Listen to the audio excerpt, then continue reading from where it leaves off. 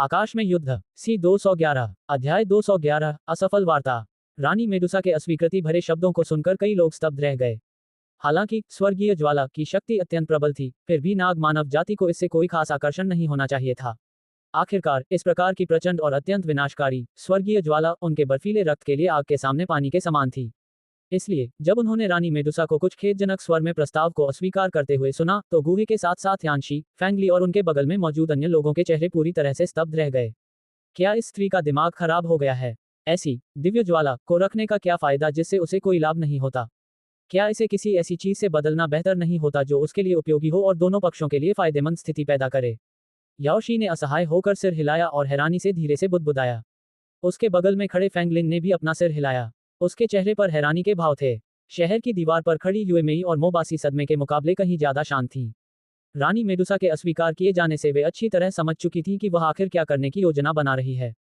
उफ, जैसा कि उम्मीद थी, महारानी सचमुच ऐसा करना चाहती हैं, वरना इस तरह के सौदे को ठुकराना उनके लिए असंभव होता। यूएमेई ने धीरे से आह भरी और फुसफुसाते हुए कहा। मोबासी ने धीरे से सिर हिलाया। उनके नाजुक चील जैसे चेहरे पर चिंता और कड़वाहट झलक रही थी। अरे वाह, रानी मेडुसा अपने नाम के अनुरूप ही हैं।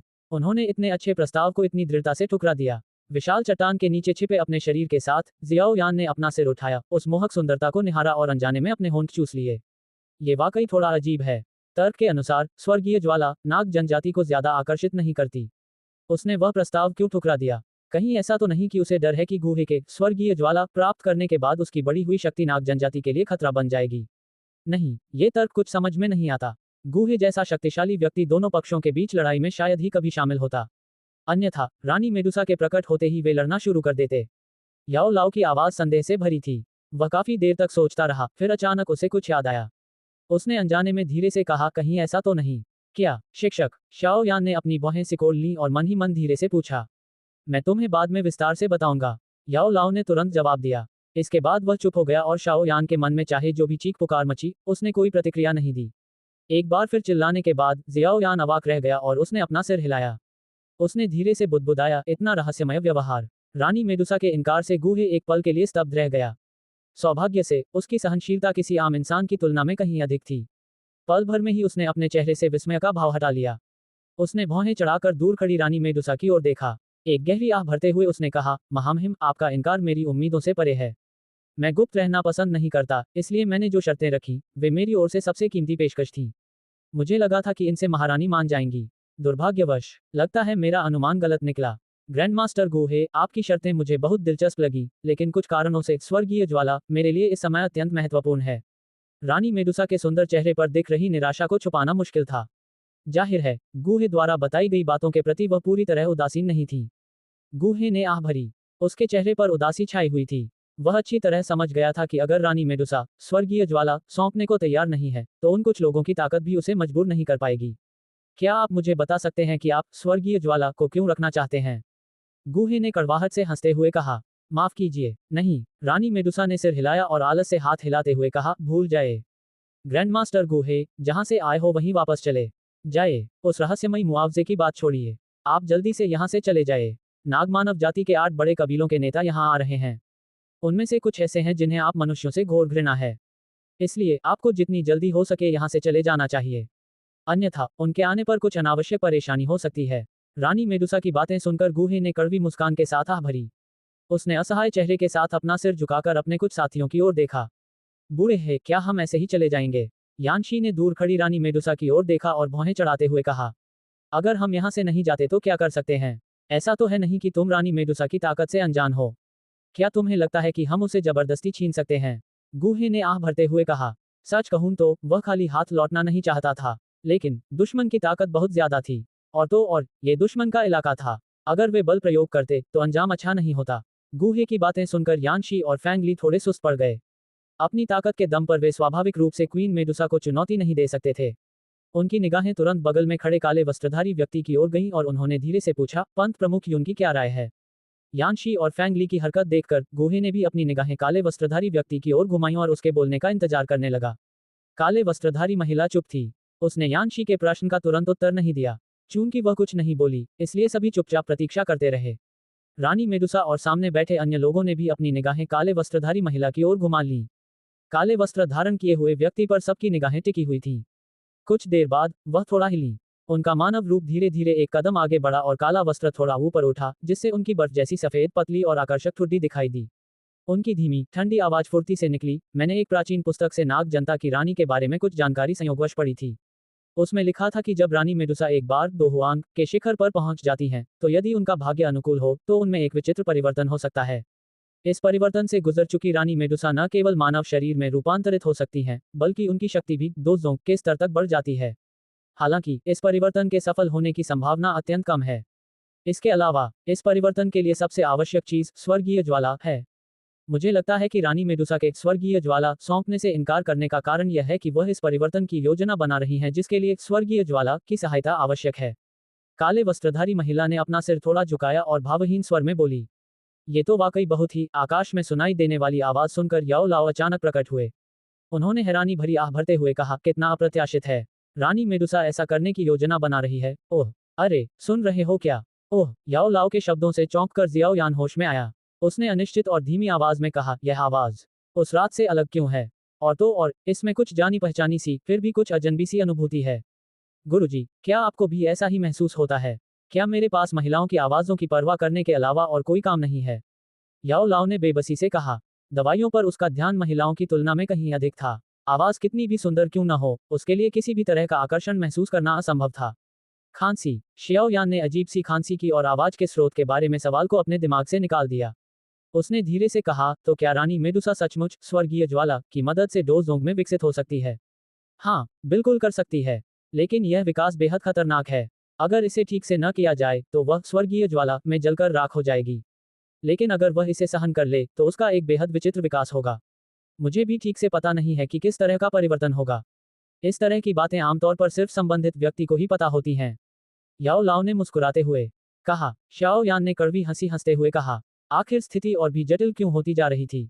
वह केवल लाचार होकर अपना सिर हिला सकता था। शांत आकाश की ओर देखते हुए उसने धीरे से कहा, अच्छा होगा अगर वे जल्दी से लड़ना शुरू कर दें। इस तरह मुझे अंदर जाकर स्वर्गीय ज्वाला चुराने का मौका मिल जाएगा। क्वीन मेडुसा की ची कुछ अजीब सी लग रही है। इसमें कुछ मायावी सा एहसास हो रहा है। खाली जगह पर अपनी आध्यात्मिक दृष्टि का प्रसार करते हुए याओ लाओ ने अचानक अजीबोगरीब ढंग से कहा, तुम्हारा क्या मतलब है? वह हैरान होकर अपनी आंखें झपकाने लगा। काफी देर बाद उसने अचंभित स्वर में कहा, तुम्हारा मतलब है कि यह रानी मेडुसा नकली है? हम बहुत दूर हैं और मुझे पकड़े जाने के डर से बस थोड़ा बहुत ही आभास हुआ। लगता है कुछ गड़बड़ है। याओ लाओ ने बेबसी से कहा। हालात वाकई और भी जटिल होते जा रहे हैं। जियाओ यान ने एक बार फिर बुदबुदाते हुए कहा और धीरे धीरे शांत हो गया।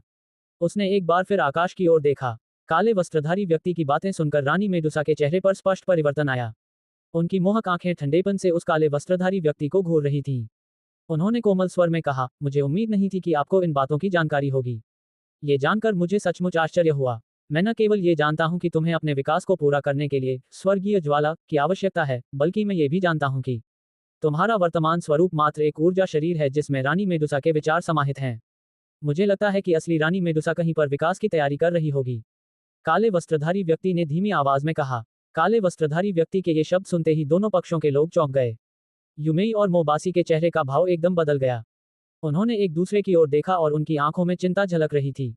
पंत प्रमुख यून, आपका मतलब है कि वर्तमान रानी मेडुसा महज एक ऊर्जा शरीर है? यानशी ने दूर स्थित रानी मेडुसा की ओर इशारा करते हुए अचंभित स्वर में कहा। उसे अपनी इंद्रियों से कुछ भी अनुचित नहीं लगा।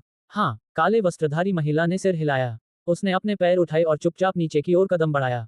उसका शरीर पल भर में गायब हो गया। जिस क्षण काले वस्त्रधारी व्यक्ति गायब हुआ, दूर खड़ी रानी मेडुसा के सुंदर चेहरे में बदलाव आ गया। वह हिलने ही वाली थी कि पलक झपकते ही उसके पीछे एक काली आकृति प्रकट हुई। एक सफेद रंग का हाथ आगे बढ़ा और रानी मेडुसा की पीठ पर धीरे धीरे लेकिन तेजी से आ पड़ा। कितनी गुस्ताखी! काले वस्त्रधारी व्यक्ति को पलक झपकते ही हमला करते देख युमेई और मोबासी का चेहरा अचानक बदल गया। उनकी पीठ पर लगे ऊर्जा के पंख फड़फड़ाए और वे तेजी से काले वस्त्रधारी व्यक्ति की ओर झपटी। हे, तुम दोनों बेवजह दखलंदाजी मत करना। दो आकृतियां अचानक प्रकट हुईं। रास्ते में ही यानशी और फेंगली ने उन दोनों का रास्ता रोक दिया। आकाश में पहले जो शांत वातावरण था, वह अचानक आक्रामक वातावरण में बदल गया।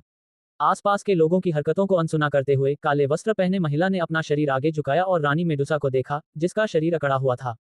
धीमी आवाज में उसने कहा, क्या मैं सही कह रही हूँ, महाराज? तुमने मेरी ऊर्जा अवतार को इतनी जल्दी खोज निकाल कर वाकई एक दाओहुआंग होने का गुण सिद्ध कर दिया। रानी मेडुसा की संकीर्ण और लंबी पुतलियां सिकुड़ गईं और वह धीरे से हंसी। उसके शांत स्वभाव में पकड़े जाने का कोई डर नहीं झलक रहा था। मुझे लगता है कि महाराज के असली शरीर को अभी विचलित नहीं किया जा सकता है ना, वरना आप हमें इतनी धृष्टता करने की अनुमति नहीं देते। अच्छा मौका है। काले वस्त्रधारी महिला मुस्कुराई। अचानक उसकी हथेली कांपी और उसके शरीर से एक प्रचंड शक्ति निकली, जिसने रानी मेडुसा की पीठ पर जोरदार प्रहार किया।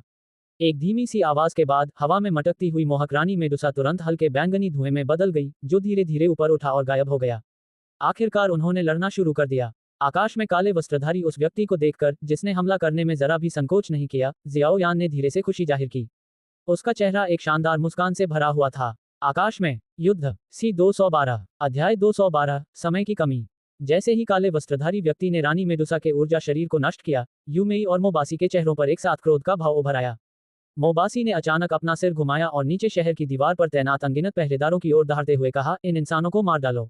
मोबासी का आदेश सुनकर शहर की दीवार से एक जोरदार और गुस्से से भरी आवाज गूंजी। अनगिनत नाग मानवों ने अपने हाथों में जहरीले भाले कसकर पकड़े हुए थे, जल्दी से 2 कदम पीछे हटे और अचानक आगे बढ़े। उनके हाथों से जहरीले भाले छूट गए और पल भर में पास खड़े काले वस्त्रधारी व्यक्ति और गूहे के समूह की ओर जहरीले भालों की एक काली तेज बारिश होने लगी। तेज सीटी जैसी आवाज से लोगों के कान बजने लगे। काले वस्त्र पहने महिला ने अपने शरीर को हिलाए बिना आकाश में बरसते विशाल विषैले भाले को उदासीनता से देखा। उसने धीरे से अपनी आस्तीनें लहराई। तुरंत ही उसके सामने एक विशाल हरे रंग का बवंडर प्रकट हुआ। हरा बवंडर तीव्र गति से घूमने लगा और जमीन पर पड़ी पीली रेत को खींचकर हवा में उछाल दिया। बढ़ते हुए बवंडर को देखते हुए काले वस्त्रधारी महिला ने बेतरतीब ढंग से अपना हाथ ऐसे घुमाया जैसे कोई मच्छर भगा रहा हो। पल भर में हरे रंग का बवंडर अचानक उत्पन्न हो गया। चारों ओर से बरस रही विषैली भाले की बारिश बवंडर के प्रचंड खिंचाव बल से चूर चूर हो गई।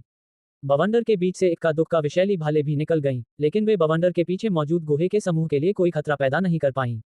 काले चोगे के नीचे छिपी आंखों ने ऊपर से बरसते विषैले भालों की निरंतर वर्षा को घूर कर देखा, जिन्हें बवंडर ने रोक रखा था। अपना शरीर घुमाकर उसने गुहे के समूह की ओर मुंह किया और धीमी आवाज में कहा, आगे बढ़ो। रानी मेडुसा शायद एक नाजुक मोड़ पर है। इस समय वह बेहद कमजोर है। अगर तुम स्वर्गीय ज्वाला प्राप्त करना चाहते हो तो यही तुम्हारा एकमात्र मौका है। ये सुनकर गुहे ने अपनी भौहें सिकोड़ लीं। कुछ देर सोचने के बाद उसने गंभीर चेहरे से सिर हिलाया। वह निर्णायक व्यक्ति नहीं था। जब निर्णय लेने का समय आता तो वह नैतिकता और न्याय के किसी बेतुके प्रश्न के कारण अवसर को हाथ से जाने नहीं देता। बूढ़े शी फैंगली, हमला करो। तुम दोनों मोबासी और यूएमई को रोकने में मदद करो। मैं स्वर्गीय ज्वाला की खोज में शहर में प्रवेश करूंगा। गुहे ने गंभीर स्वर में कहा और अचानक हाथ हिलाया।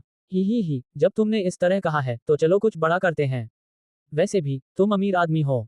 चोट जितनी गंभीर होगी, इनाम उतना ही बड़ा होगा। यानशी ने मुंह खोलकर जोर से हंसा। ये सुनकर गुहे न हंस पा रहा था, न रो पा रहा था। उसने अपना सिर हिलाया।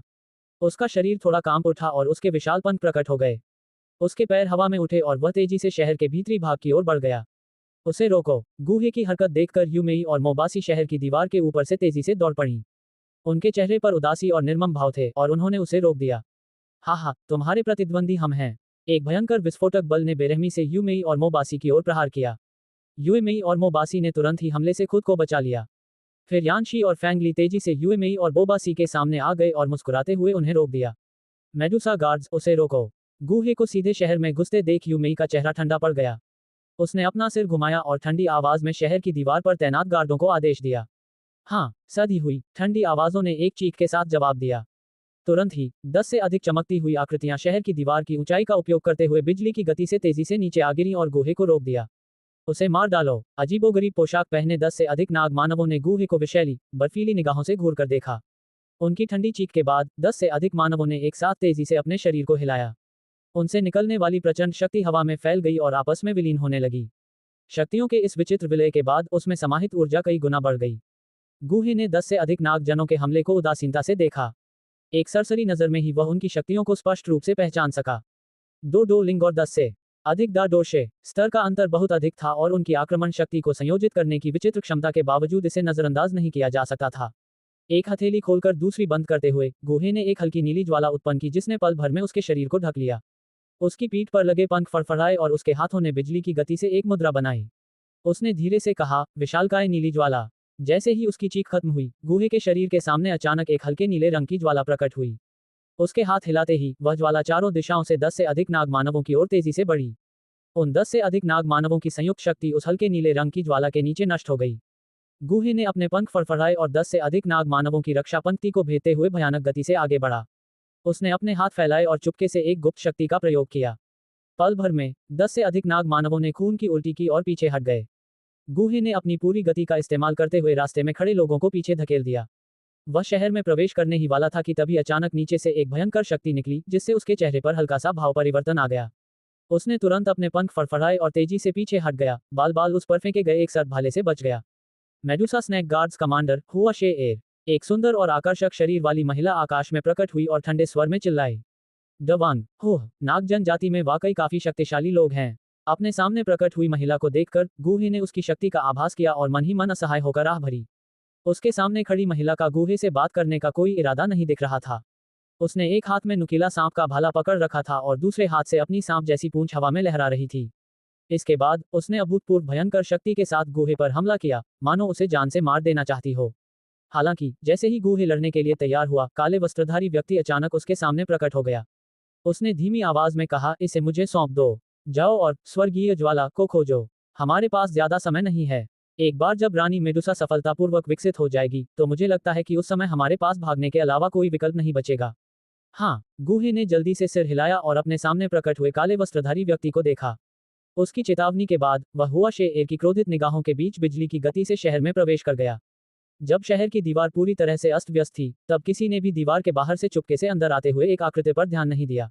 रास्ते में कभी कभार मिलने वाले कुछ नाग मानवों से निपटते हुए उसने अपनी चाल तेज की और इस विशाल शहर में प्रवेश कर गया। उसकी पीठ थोड़ी कांप रही थी और बैंगनी बादल के पंख फैले हुए थे। शियाओ यान तेजी से कम ऊंचाई पर उड़ते हुए बेचैनी से अपने मन में पूछ रहा था, गुरुजी, क्या हाल है? क्या आपने स्वर्गीय ज्वाला की स्थिति का पता लगा लिया है? रानी मेडुसा सचमुच बहुत चालाक है। पता नहीं उसने क्या किया, लेकिन उसने स्वर्गीय ज्वाला की उपस्थिति को 4 भागों में बांट दिया है। ये चारों स्थान शहर के 4 कोनों पर स्थित हैं। अगर हम एक एक करके इनकी खोज करेंगे तो बहुत समय बर्बाद हो जाएगा। याओ लाओ ने मुस्कुराते हुए कहा, उफ, कितनी चालाक औरत है। अब हम क्या करें? ये सुनकर जियाओ यान ने अपनी भौहें सिकुड़ी और कड़वाहट भरी मुस्कान के साथ सवाल किया, हे, आराम करो। हालांकि उसका तरीका बहुत चालाक है, लेकिन चाहे जैसे भी कहो, मैं स्वर्गीय ज्वाला के साथ इतने लंबे समय से संपर्क में हूँ। मैं अब भी उनके बीच के छोटे छोटे अंतर को पहचान सकता हूँ। याओ लाओ की हंसी भरी आवाज में हल्का सा गर्व झलक रहा था। किस तरफ? शियाओ यान ने राहत की सांस लेते हुए जल्दी से पूछा। पूर्व, याओ लाओ ने तुरंत जवाब दिया। हाँ, वो गूहे गलत दिशा में जा रहा है। याओ लास का जवाब सुनकर शियाओ यान तुरंत हंस पड़ा। वह साफ तौर पर दूसरों की बदकिस्मती पर खुश हो रहा था। ऐसा इसलिए था क्योंकि उसने अभी अभी गूहे को उत्तर दिशा की ओर उड़ते हुए देखा था। शाओ यान ने फुर्ती से अपनी ओर फेंके गए कुछ सांप जैसे भाले से बचने के लिए छत से नीचे कदम रखा। उसने नीचे अस्त व्यस्त शहर पर एक नजर डाली, अपने बैंगनी बादल जैसे पंख फड़फड़ाए और शहर के पूर्वी हिस्से की ओर उड़ गया। 10 मिनट से अधिक समय तक सावधानीपूर्वक उड़ान भरने के बाद धीरे धीरे उसकी दृष्टि में एक विशाल मंदिर दिखाई देने लगा। ये यहीं अंदर है। सावधान रहो, स्वर्गीय ज्वाला की उपस्थिति और भी प्रबल होती जा रही है। जब मंदिर प्रकट हुआ तो याओ लाओ की चेतावनी उसके हृदय में गूंज उठी। ठीक है। जियाओ यान ने हल्के से सिर हिलाया और धीरे धीरे अपनी उड़ने की गति कम कर दी। इसके बाद वह एक अंधेरे क्षेत्र में प्रवेश कर गया और मंदिर के बाहर की कड़ी सुरक्षा को देखते हुए उसने अपनी आंखें थोड़ी सिकोड़ लीं। अब और समय बर्बाद मत करो, जल्दी करो। अगर रानी मेडुसा सचमुच सफलतापूर्वक विकसित हो गई तो मैं उसका सामना नहीं कर पाऊंगा। तब तक तुम्हारे पास अपनी जान बचाने के अलावा कोई चारा नहीं बचेगा। याओ लाओ ने गंभीरता से कहा। ठीक है। शियाओ यान ने झट से सिर हिलाया और चुपचाप मंदिर की ओर बढ़ गया। याओ लाओ की मदद से अपनी उपस्थिति छुपाते हुए वह धुएं की तरह एक गलियारे में घुस गया, फिर याओ लाओ द्वारा बताए गए दिशा की ओर पूरी ताकत से दौड़ पड़ा। याओ लाओ की असाधारण आध्यात्मिक चेतना के बल पर शियाओ यान हर बार गश्ती दल से बाल बाल बच निकला। लगभग 10 मिनट तक इस तरह की खतरनाक और जोखिम भरी दौड़ के बाद शियाओ यान की दृष्टि अचानक खुल गई। उसकी आंखों के सामने एक छोटी पारदर्शी झील सी दिखाई दी। झील के बीचों बीच एक छोटा सा द्वीप था। आसपास की लहरें चमक रही थीं और द्वीप तक जाने वाले पुल का कोई निशान नहीं था। झील के किनारे खड़े होकर जियाओ यान ने झील के पारदर्शी पानी पर नजर डाली, जहां तल साफ दिखाई दे रहा था। उसने अपने होंठ चाटे और उसकी पीठ पर लगे पंख फड़फड़ाने लगे। लेकिन जैसे ही वह झील की सतह से लगभग 1 मीटर आगे बढ़ा, एक अजीब सी ऊर्जा ने अचानक उसे झील के पानी की ओर खींच लिया। जब उसका शरीर झील के पानी को छूने ही वाला था तो शियाओ यान का दिल अचानक कस गया। उसके भीतर एक बेचैनी सी दौड़ उठी। उसने सहज ही अपनी अंगूठी से एक जेड स्केल निकाला और उसे पानी में फेंक दिया। फिर उसने अपने पैरों के पंजों से उस स्केल को हल्के से दबाया और तैरने की शक्ति का सहारा लेकर झील की सतह पर वापस किनारे की ओर दौड़ पड़ा। शाओ यान झील के किनारे खतरनाक ढंग से खड़ा था। फिर मुड़कर उसने उस जेड पत्थर के शासक को देखा जो पल भर में गलकर राख हो गया था। वह अपनी लार निगलने से खुद को रोक नहीं पाया। सावधान रहो, झील के ऊपर के अंतरिक्ष में ऊर्जा का निषेध है। कोई भी उड़ने वाली वस्तु बलपूर्वक झील में धकेल दी जाएगी। झील में स्पष्ट रूप से एक बहुत ही शक्तिशाली विष है। अगर तुम्हारा इससे जरा सा भी संपर्क हुआ तो एक डवांग को भी परेशानी हो जाएगी। याओ लाओ की आवाज उसके दिल में गूंजी। धत तेरे की। शियाओ यान ने धीरे से बड़बड़ाया और अधीरता से अपनी मुट्ठी भींच ली। काफी देर बाद उसने गहरी सांस ली और कड़वी मुस्कान के साथ पूछा, अब हम क्या करें? हमारे पास सबसे मूर्खतापूर्ण तरीका अपनाने के अलावा कोई चारा नहीं है। पिछली बार जब तुम लावा झील में दाखिल हुए थे, ठीक वैसे ही मैं तुम्हें स्वर्गीय ज्वाला से ढक लूंगा।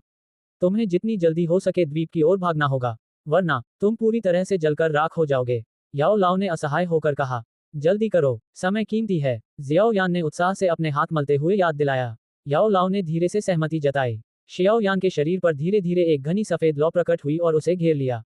कुछ ही क्षणों में उसने शियाओ यान के पूरे शरीर को ढक लिया। धत तेरे की, चलो चलते हैं।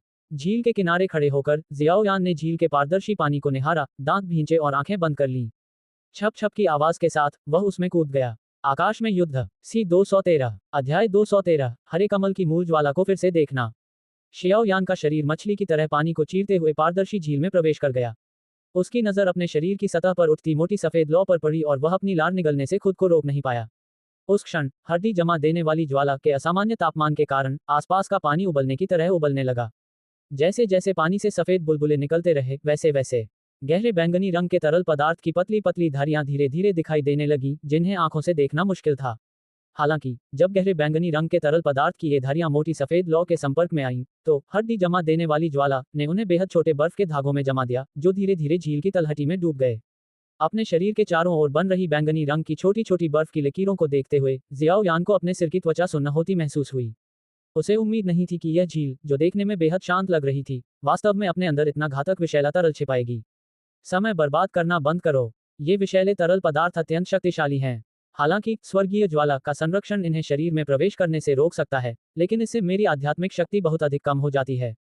जैसे ही जियाओ यान ने आश्चर्य से आह भरी, उसके हृदय में याओ लाओ की गंभीर आवाज गूंज उठी। ठीक है। शियाओ यान ने जल्दी से सिर हिलाया। उसने अपने पैर झटक दिए और उसका सिर पानी से बाहर आ गया। झील के बीचों बीच स्थित छोटे से द्वीप को देखते हुए शियाओ यान ने एक गहरी सांस ली और अपने हाथों से तेजी से चप्पू चलाना शुरू कर दिया। जैसे जैसे वह द्वीप के करीब पहुंचता गया, उसके शरीर से पानी में लहरें उठती गईं। छोटे द्वीप तक पहुंचने से पहले तक का सफर शांत था। जैसे ही शियाओ यान राहत की सांस लेने ही वाला था कि अचानक उसके सामने शांत झील की सतह से पानी की बूंदें आसमान में उछलने लगीं।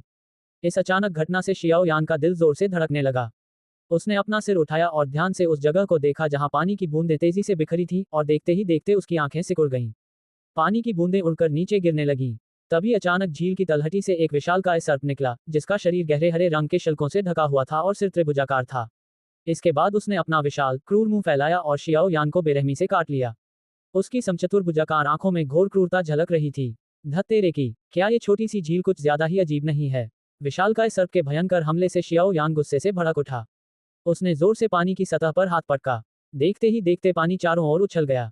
पानी की लहरों से ताकत लेकर शियाओ यान का शरीर पूरी तरह पानी से ऊपर उठ गया, गिरते हुए थोड़ा नीचे की ओर झुका और झील की सतह के समानांतर आ गया। उसकी नाक लगभग पानी को छू रही थी।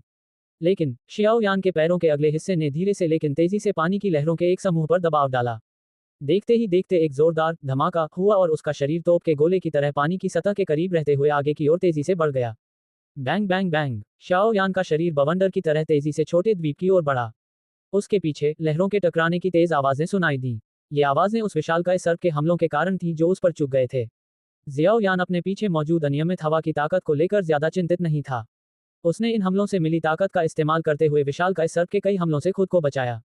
आखिरकार जब वह छोटे द्वीप से लगभग 10 मीटर दूर था, तो उसकी नजर पीछे की ओर पड़ी और उसने देखा कि विशालकाय सर्प पानी को चीरते हुए अपना बड़ा और खूंखार मुंह फिर से खोल रहा है और उसका पीछा कर रहा है। शियाओ यान ने ठंडी हंसी हंसी। उसकी उंगली भंडारण रिंग पर पड़ी और लकड़ी का एक टुकड़ा पानी की सतह पर गिर गया। ठीक उसी क्षण जब झील के पानी में मौजूद विषैले तरल से वह गलने ही वाला था, शियाओ यान के पैरों की उंगलियां उस पर धीरे से पड़ीं। उसका शरीर थोड़ा सा डूबा और फिर से आगे की ओर उछला। एक पल बाद वह अंततः छोटे द्वीप की सीमा में प्रवेश कर गया। शियाओ यान ने हवा में अपना शरीर पलटा, अपने पैरों को नीचे टिकाया और अपनी हथेली को धीरे से जमीन पर दबाकर मजबूती से उतरा। छोटे से द्वीप पर कदम रखते ही शियाओ यान ने पीछे मुड़कर देखा। उसने महसूस किया कि जब विशालकाय खूंखार सर्प छोटे द्वीप से 10 मीटर की दूरी पर पहुंचा, तो वह डर गया और आगे बढ़ने की हिम्मत नहीं कर पाया। उसने बस अपनी सर पूंछ हिलाई और द्वीप के बाहर इधर उधर घूमने लगा। अपनी लाल जीभ बाहर निकालकर शियाओ यान को काफी देर तक घूरने के बाद वह अंततः असहाय होकर झील की तलहटी में लौट गया।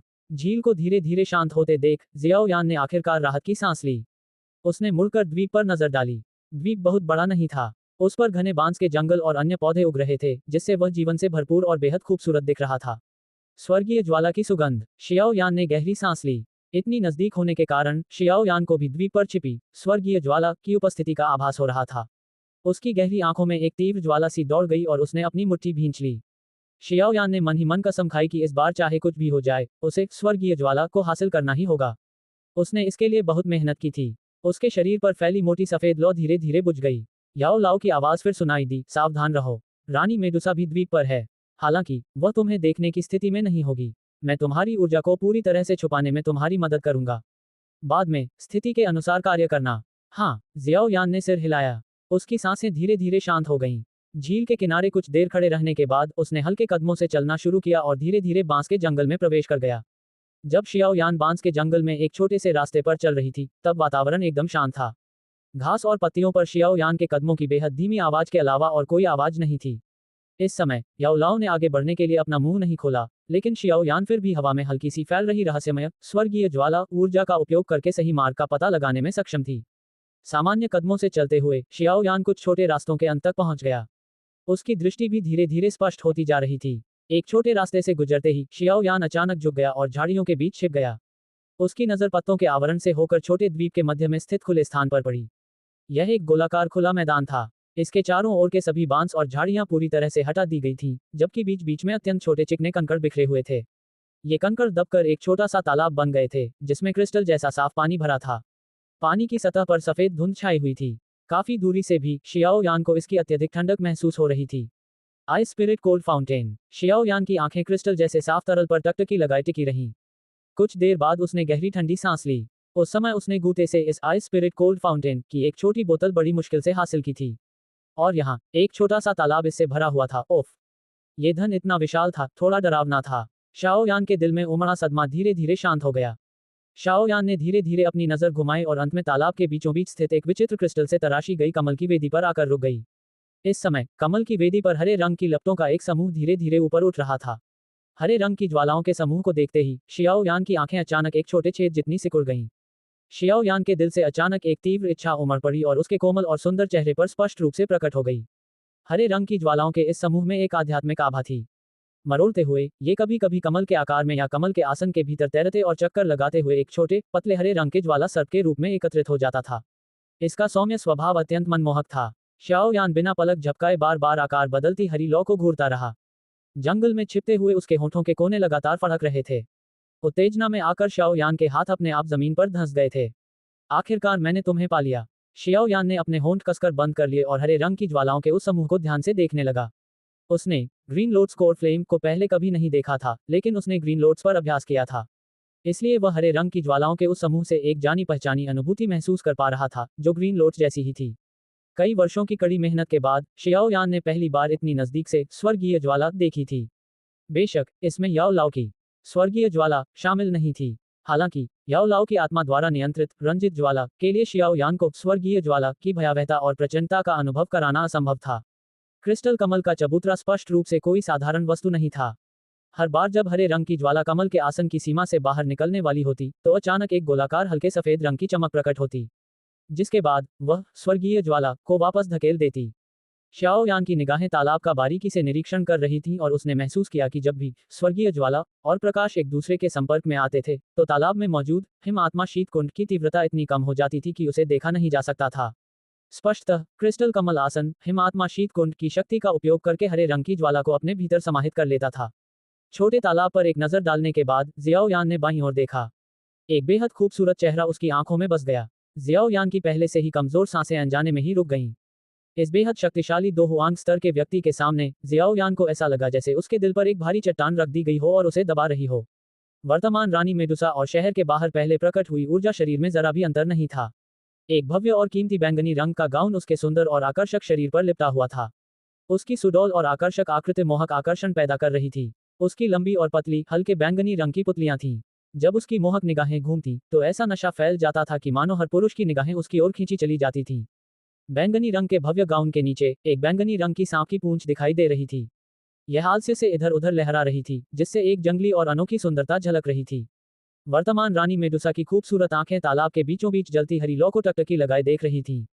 प्रकाश के परावर्तन में उनकी हल्की बैंगनी आंखों में भी एक लौ चमक रही थी। काफी देर तक इस हरे रंग की लौ को चुपचाप निहारने के बाद रानी मेडुसा ने अचानक एक गहरी आह भरी। उसने अपना सिर उठाया और आकाश की ओर देखा। तुरंत ही उसने अपनी नाक की पूंछ घुमाई और उसका आकर्षक शरीर धीरे धीरे सीधा खड़ा हो गया। अब समय आ गया है। धीरे से बुदबुदाते हुए रानी मेडुसा के मोहक चेहरे पर एक दुर्लभ झिझक झलकती है। पल भर में वह झिझक दृढ़ संकल्प में बदल गई। बैंगनी रंग के गाउन के नीचे से उनकी बर्फ जैसी सफेद कलाइयां दिखाई दी और उनके कोमल हाथों ने धीरे धीरे उनके शरीर के सामने कुछ मुद्राएं बनाई। रानी मेडुसा के हाथ से बनी मुहर में परिवर्तन के बाद क्रिस्टल कमल आसन अचानक तीव्र रूप से कांप उठा। उसके ऊपर के प्रकाश के पर्दे धीरे धीरे गायब हो गए। प्रकाश के पर्दे गायब होते ही अनियंत्रित हरी ज्वाला अचानक बाहर निकली और हवा के साथ बढ़ने लगी। पलक झपकते ही ये तीव्र ज्वालाओं के सैलाब में परिवर्तित हो गई। तीव्र लपटों के इस समूह के नीचे आइस स्पिरिट कोल्ड फाउंटेन इतनी तेजी से वाष्पीकृत होने लगा कि इसे नंगी आंखों से देखा जा सकता था। अपने आसपास के उन बांसों को अनदेखा करते हुए जो भूनकर मुरझा रहे थे, रानी मेडुसा ने धीरे से अपने होठों को दांतों से दबाया। उनके हाथों ने धीरे धीरे अपने गाउन के बटन खोले। पल भर में बांस के जंगल में एक परिपूर्ण स्त्री का शरीर प्रकट हुआ, जो मानो स्वर की कृति हो। आकाश में युद्ध सी 214 अध्याय 214 विकास की शुरुआत। ताजे हरे बांस के जंगल के भीतर एक जैद सफेद परिपूर्ण कामुक हर तरह से सुंदर शरीर एक ऐसा प्रलोभन बिखेर रहा था जो दूसरों के मुंह को सुखा सकता था। उसकी खूबसूरत सूरत ने अनजाने में ही एक ऐसा मोहक जादू बिखेर दिया जो किसी मोहक दानव के समान था। उसकी लंबी सफेद गर्दन एक आकर्षक कोण बनाती थी और जब नजर नीचे जाती तो एक सुडौल गोल कोमल और मनमोहक सीना दिखाई देता था। शायद तेज गर्मी के कारण ही उसकी गर्दन के आसपास क्रिस्टल जैसी पानी की एक बूंद दिखाई दी और नीचे लुढ़कने लगी। वह कलात्मक रूप से उसकी भरी हुई गोल छाती पर बहती हुई अंत में एक अश्लील कोण बनाती हुई नीचे टपकती गई। उसकी पतली कमर पूरी तरह से गले लगाने के लिए बहुत छोटी लगती थी। फिर भी उसके छोटे आकार से एक लचीलापन झलक रहा था। सपाट और कोमल पेट के निचले हिस्से में जरा भी अतिरिक्त मांस नहीं था। बस एक नजर में ही लोगों के मन में उसे छूने का आवेग जाग उठता था। पतली कमर के नीचे बैंगनी रंग की एक सांप की पूंछ थी जो जंगलीपन से भरी हुई थी। सांप की पूंछ धीरे धीरे हिल रही थी, जो निस्संदेह एक अनोखी सुंदरता को प्रकट कर रही थी। छोटे से बांस के जंगल के भीतर वह सुंदर शरीर जिस पर कई पुरुषों की लार टपकती थी, इस तरह नग्न अवस्था में पड़ा था जिससे किसी को भी उस पर दावत करने का मौका मिल रहा था। झाड़ियों के बीच जियाओ यान उस नग्न आकर्षक शरीर को निहार रहा था जिसे देखकर कई पुरुष दीवाने हो जाते। पल भर में जब वह सावधान नहीं था, उसके पेट के निचले हिस्से से अचानक एक भयंकर ज्वाला उठी जिससे उसका चेहरा लाल हो गया। काफी देर बाद उसने मुट्ठी भींची, अपनी ऊर्जा का संचार किया और अपने शरीर के भीतर उस भयंकर ज्वाला को दबा दिया। ये औरत, क्या ये बहुत डरावनी नहीं है? शियाओ यान ने एक बार फिर अपना सिर उठाया। हालांकि उसने केवल धधकती हुई स्वर्गीय ज्वाला को ही घूरने की हिम्मत की और मोहक आकर्षक शरीर पर नजर डालने का साहस नहीं किया। उसे डर था कि अगर उसने सावधानी नहीं बरती तो कहीं वो खुद को बेनकाब न कर दे। रानी मेडुसा में जन्मजात सम्मोहन शक्ति है। इस प्रकार की सम्मोहन शक्ति पुरुषों के लिए सबसे शक्तिशाली कामोत्तेजक मानी जा सकती है। बेशक अपनी वर्तमान शक्ति के साथ ये सम्मोहन शक्ति उस स्तर तक पहुंच चुकी है जहां वह इसे पूरी तरह से नियंत्रित कर सकती है। ओह, लेकिन जब वह नग्न होती है तो इस प्रकार का सम्मोहन भी प्रकट होता है।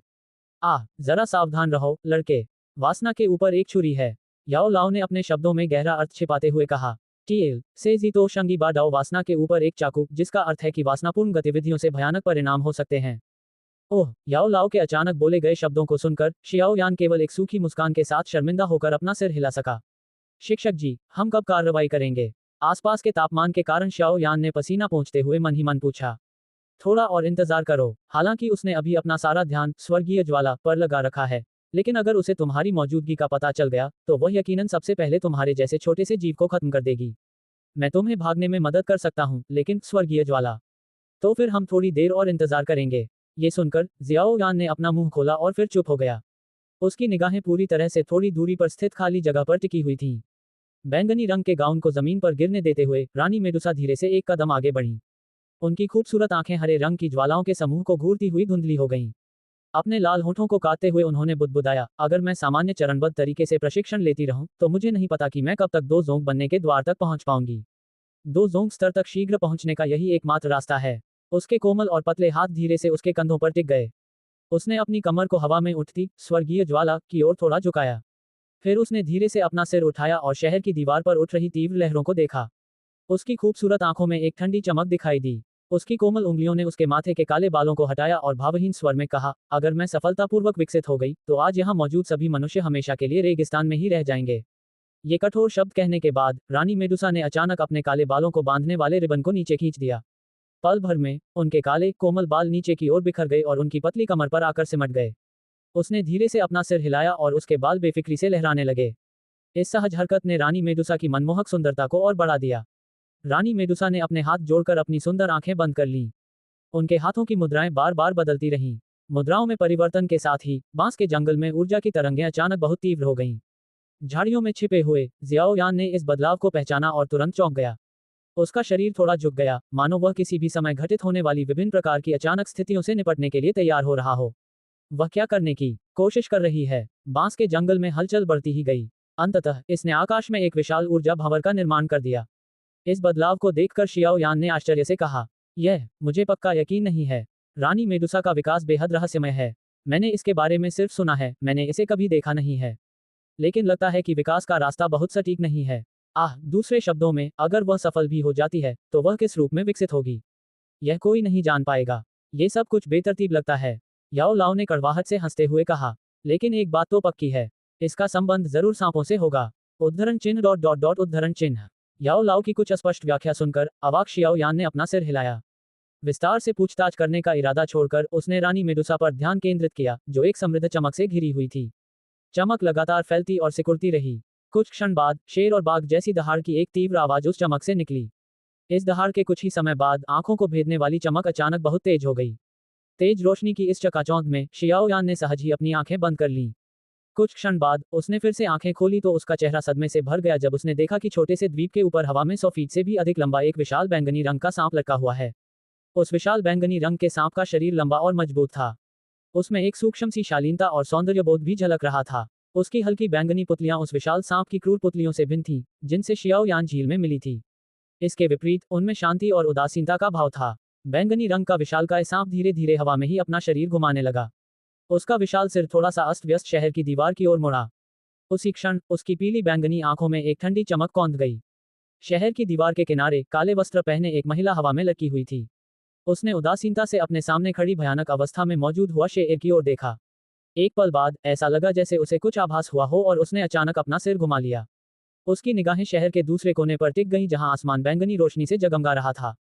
काले वस्त्र के नीचे छिपी उसकी आंखें सिकुड़ गईं और उसने धीरे से बुदबुदाया, क्या विकास शुरू होने वाला है? तुम धिक्कार है इंसानों पर। एक बार महारानी के विकास में सफल हो जाने के बाद तुम में से कोई भी बच नहीं पाएगा। हुआ शेर ने ठंडे स्वर में कहा और अपने होठों के कोने पर लगे खून के निशान को पोंछ दिया। अगर विकास विफल हो गया तो हमें कुछ भी करने की जरूरत नहीं पड़ेगी। वह स्वयं ही इस दुनिया से गायब हो जाएगी। हुआ शेर की इस धमकी से काले वस्त्रधारी महिला को जरा भी गुस्सा नहीं आया। ऐसा लगता था मानो वह स्वभाव से ही इतनी उदासीन थी। शायद ही कभी कोई ऐसी बात होती थी जिससे वह घबराती। वह आकाश में सफेद बादलों की तरह थी। हालांकि वह आलसी और उदासीन दिखती थी, लेकिन उसमें वह शांति और दूरदर्शिता थी जो हर चीज पर नजर रख सकती थी। और आप अच्छी तरह जानते हैं कि इस तरह के विकास के कोई नियम या तरीके नहीं होते। भले ही वह अंततः सफल हो जाए, कोई नहीं जानता कि उसका रूप कैसा होगा। काले वस्त्रधारी व्यक्ति ने धीमी आवाज में कहा, महारानी को अवश्य सफलता मिलेगी। हुआ शेर का चेहरा गुस्से से भर उठा और उसने कठोर बाहरी दिखावे के साथ चिल्लाते हुए कहा, लेकिन उस कठोर भाव के पीछे उसका दिल चिंतित था। उसके पैर शहर की दीवार पर पड़े और उसकी ऊर्जा बेतहाशा प्रवाहित होने लगी और वह काले वस्त्रधारी व्यक्ति की ओर दौड़ पड़ी। दरअसल मुझे भी रानी मेडुसा के विकास के अंतिम परिणाम देखने में दिलचस्पी है। काले वस्त्रधारी व्यक्ति ने गुस्से से उसकी ओर बढ़ती हुई हुआ शेर को उदासीनता से देखा। उसने धीरे से मुस्कुराते हुए सिर हिलाया और हाथ लहराए। 100 फीट से भी अधिक लंबे 10 विशाल हरे रंग के पवन ब्लेडों ने तैरती हुई हुआ शेर को निशाना बनाया और उस पर प्रहार किया। क्या ये रानी मेडुसा का असली शरीर है? शियाओ यान ने आकाश में विशालकाय बैंगनी सांप को विस्मय से देखते हुए अनजाने में ही एक चीख निकाल दी। सर्प मानव जाति और मनुष्य एक दूसरे से भिन्न हैं। जन्म के कुछ ही समय बाद एक गुप्त तकनीक का उपयोग करके सर्प रूप वाले जादुई प्राणी की आत्मा उनके शरीर में प्रवेश करा दी जाती है। जैसे जैसे वे बड़े होते हैं और उनकी शक्ति बढ़ती है, सर्प रूप वाले जादुई प्राणी की यह आत्मा धीरे धीरे उनमें विलीन हो जाती है और अंततः एक इकाई बन जाती है। सर्प रूप वाली आत्मा के साथ विलीन होने के बाद जब उनका सामना किसी शक्तिशाली शत्रु से होता है तो वे इस प्रकार का अपना मूल रूप प्रकट कर सकते हैं। ऐसा होने पर उनकी शक्ति में जबरदस्त वृद्धि होती है। यही सर्प मानव जाति का अंतिम दांव है। याओ लाओ ने शाओ यान के मन में समझाया। ओह! शियाओ यान ने सिर हिलाया और फिर उसे ऊपर उठाया। उसने अपनी ठुड्डी पर हाथ फेरा और बुदबुदाया, वह उसका इरादा क्या है? वह स्वर्गीय ज्वाला को निगल तो नहीं लेगी, है ना? अगर उसने उसे निगल लिया तो मैं क्या करूंगा? यह शियाओ यान का सवाल सुनकर याओ लाओ थोड़ा स्तब्ध रह गया। तुरंत ही उसने बेबसी से कहा, मुझे भी पूरी तरह यकीन नहीं है। असल में मुझे नहीं लगता कि वह सफलतापूर्वक विकसित हो पाएगी। स्वर्गीय ज्वाला की विनाशकारी शक्ति को हल्के में नहीं लिया जा सकता। भले ही वह दो हुआंग हो, फिर भी उसके लिए स्वर्गीय ज्वाला की शक्ति का सामना करना बहुत मुश्किल होगा। शाओ यान ने एक हल्की आह भरी। उसने कड़वी मुस्कान के साथ कहा, देखते हैं क्या होता है। अगर हम अभी जल्दबाजी में निकल पड़े तो शायद भयंकर ग्रीन लोड स्कोरफ्लेम हमें जलाकर राख कर दे। ठीक है, ज्यादा सावधान रहो। अगर कोई समस्या आती है तो किसी भी क्षण भागने के लिए तैयार रहो। स्वर्गीय ज्वाला और रानी मेडुसा दोनों ही बेहद खतरनाक प्राणी हैं, याओ लाओ ने याद दिलाया। शाओ यान ने कड़वी मुस्कान के साथ सिर हिलाया और निर्देशानुसार अपनी सतर्कता काफी बढ़ा ली। उसकी निगाहें बिना पलक झपकाए आकाश में मंडरा रहे विशाल बैंगनी सांप पर टिकी रहीं। वह विशालकाय आकृति हवा में कुछ देर तक ठहरी रही। उसके बैंगनी शरीर से एक गहरी बैंगनी रंग की चमक निकली और अंततः उसने पूरे मंदिर को अपने भीतर समा लिया। वह ऊर्जा का जादू कर रही है। मुझे लगता है कि वह गूहे और अन्य लोगों द्वारा परेशान किए जाने से डर रही है। लगता है कि इस तरह के विकास के लिए शांत वातावरण आवश्यक है। आज संयोगवश इन लोगों से मिलना उसकी बदकिस्मती है। याओ लाओ ने हंसते हुए कहा। हाँ, लेकिन अगर उन्होंने गड़बड़ी पैदा करने में मदद न की होती तो हमें अंदर जाने का मौका ही न मिलता। जियाओ यान मुस्कुराया और सिर हिलाया। उसकी निगाहें हवा में हो रही हलचल पर टिकी रहीं। एक पल बाद उसका चेहरा अचानक सख्त हो गया और उसने गंभीरता से कहा, वह शुरू करने ही वाली है। जैसे ही शियाओ यान के शब्द समाप्त हुए, विशालकाय बैंगनी सांप आकाश में कुछ चक्कर लगाने के बाद अचानक एक स्पष्ट और कोमल चीख निकाली। इसके बाद वह बिना किसी हिचकिचाहट के हरे रंग की लपटों के समूह की ओर तेजी से बढ़ा। यह पागल औरत, इसकी हिम्मत तो देखो, स्वर्गीय ज्वाला का सामना करने की। बैंगनी सांप की इस हरकत को देखकर जियाओ यान ने राहत की सांस ली और अपना शरीर तेजी से पीछे खींच लिया। शाओ यान की पैनी निगाह के नीचे विशालकाय बैंगनी सांप तुरंत नीचे की ओर झपटा और बिना किसी झिझक के हरे रंग की ज्वाला में घुस गया। जैसे ही बैंगनी सांप स्वर्गीय ज्वाला में प्रवेश किया, रानी मेडुसा ने इतनी तेज चीखें मारी कि लोगों के सिर की त्वचा सुन्न हो जाती। आकाश में युद्ध सी 215 अध्याय 215 सफल विकास। रानी मेडुसा की स्वर्गीय ज्वाला के भीतर से निकली तीखी चीख सुनकर शियाओ यान का शरीर ठंड से कांप उठा। उसकी नजर बांस के पत्तों के आवरण से होकर गुजरी और हवा में तैरती हरी ज्वाला के समूह पर पड़ी। उसके भीतर विशालकाय बैंगनी सांप अपने बड़े शरीर को बेतहाशा पटक रहा था। शियाओ यान की आंखों से दिखाई देने वाले स्थानों से वह स्पष्ट रूप से देख सकता था कि बैंगनी सांप के शरीर पर मौजूद शल्क स्वर्गीय ज्वाला में प्रवेश करने के कुछ ही समय बाद तेजी से विकृत होने लगे। अंत में वे स्वर्गीय ज्वाला से जलकर काले हो गए और फिर कमजोरी से बैंगनी सांप के शरीर से गिर पड़े। सांप के शरीर से शल्क उतरने के बाद चमकीला लाल ताजा खून तेजी से बहने लगा। हालांकि ताजा खून प्रकट होते ही स्वर्गीय ज्वाला की भयानक गर्मी से वह तुरंत भस्म होकर राख हो गया। अंत में बैंगनी सांप के शरीर पर खून के रंग के भयानक निशानों की नई लकीरें बन गईं। जी छोटे से द्वीप पर खड़े होकर जियाओ यान स्वर्गीय ज्वाला से निकलने वाली कर्कश ध्वनि भी सुन सकता था। ताजा रक्त के तेजी से कम होने के कारण विशाल बैंगनी सर्प का शरीर भी इतनी तेजी से सिकुड़ रहा था कि नंगी आंखों से आसानी से देखा जा सकता था। एक अभिमानी और शक्तिशाली रानी को इस तरह चीखते हुए देखकर यह कल्पना करना मुश्किल था कि वर्तमान रानी मेडुसा किस प्रकार की तीव्र पीड़ा सहन कर रही थी। स्वर्गीय ज्वाला की झुलसा देने वाली पीड़ा से वह केवल शरीर की ऊपरी पीड़ा ही नहीं, बल्कि आत्मा को भी झुलसने से बचा नहीं पा रही थी। ऐसी पीड़ा वास्तव में बहुत भयानक थी।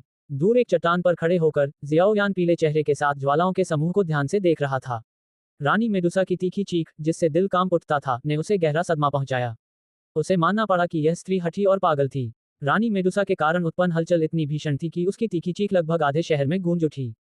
पल भर में अनगिनत नाग मानव छत पर चढ़ गए और उस क्षेत्र को भयभीत भावों से देखने लगे जहां बैंगनी प्रकाश अत्यंत तीव्र था। कुछ लोग अंदर जाना चाहते थे, लेकिन भयंकर और कठोर बैंगनी प्रकाश ने उन्हें रोक दिया। वे केवल बाहर खड़े होकर दूर से ही उस विशाल बैंगनी सर्प को हरे रंग की ज्वाला में तेजी से मुरझाते हुए देखते रहे। आकाश में एक हल्की आकृति तेजी से इस बैंगनी रोशनी की ओर बढ़ी। कुछ क्षण बाद वह बैंगनी रोशनी के बाहर रुक गई, जिससे गंभीर चेहरे वाला गूहे प्रकट हुआ। क्या रानी मेडुसा का विकास शुरू हो गया है? गूहे ने दूर चमकती हरी लौ को बड़ी एकाग्रता से देखते हुए धीरे से कहा। अनजाने में ही उसकी हथेलियां आपस में जुड़ गईं और वह कड़वाहट से हंसते हुए बोला, क्या हमारे पास यहाँ बैठकर परिणाम की प्रतीक्षा करने के अलावा कोई और विकल्प नहीं है? अरे शिक्षक, अब हम क्या करें? आसपास के लोगों को देखकर, जो सूचना मिलने पर वहां आ गए थे, जियाओ यान ने अपना सिर घुमाया और भौहें सिकोड़ी। फिर उसने हरे रंग की लपटों के समूह को देखा जो मानो हवा को विकृत कर रही थी, और अपने मन में उठ रहे प्रश्न को दोहराया। उफ, बस इंतजार करो। रानी मेडुसा द्वारा उकसाए जाने के कारण ग्रीन लोड स्कोरफ्लेम इस समय और भी उग्र और हिंसक हो गई है। इसके एक निश्चित दूरी के भीतर आने वाली कोई भी चीज जलकर राख हो जाएगी। याओ लाओ ने असहाय होकर कहा। ये सुनकर शाओ यान की नजर हरे रंग की लौ के नीचे गई। उसने देखा कि वह छोटा तालाब, जो पहले बर्फीले ठंडे झरने से भरा हुआ था, अब एक काला खाली गड्ढा बन चुका था। सरसरी नजर से देखने पर वह खाली गड्ढा कम से कम 10 मीटर से अधिक गहरा था। इसके अलावा स्वर्गीय ज्वाला के चारों ओर के बांस के पेड़ पल भर में राख में बदल रहे थे। हवा के चलने से ही वह विशाल बांस का जंगल एक समतल मैदान में तब्दील हो गया। कितनी भयानक विनाशकारी शक्ति है! शियाओ यान ने अपने चेहरे से पसीना पोंछा। उसे महसूस हुआ कि आसपास की हवा तेजी से गर्म हो रही है। उसने अपने शरीर को थोड़ा हिलाया, बैंगनी ज्वाला का आवरण अपने शरीर पर उतारा और कुछ कदम पीछे हट गया। तभी उसे थोड़ा बेहतर महसूस हुआ। हरी ज्वाला के भीतर रानी मेडुसा की तीखी चीखें लगभग आधे घंटे तक गूंजती रहीं, फिर धीरे धीरे कम होती गईं। इस समय बैंगनी सांप का विशाल शरीर मानो छटपटाना बंद कर चुका था, क्योंकि उसकी सारी ऊर्जा समाप्त हो चुकी थी। उसका शरीर, जो पहले सुंदर बैंगनी रंग के शल्कों से ढका हुआ था, अब जलकर काला हो चुका था और 100 फीट से अधिक लंबा होने के बावजूद उसका आकार घटकर 20 से 30 फीट रह गया था।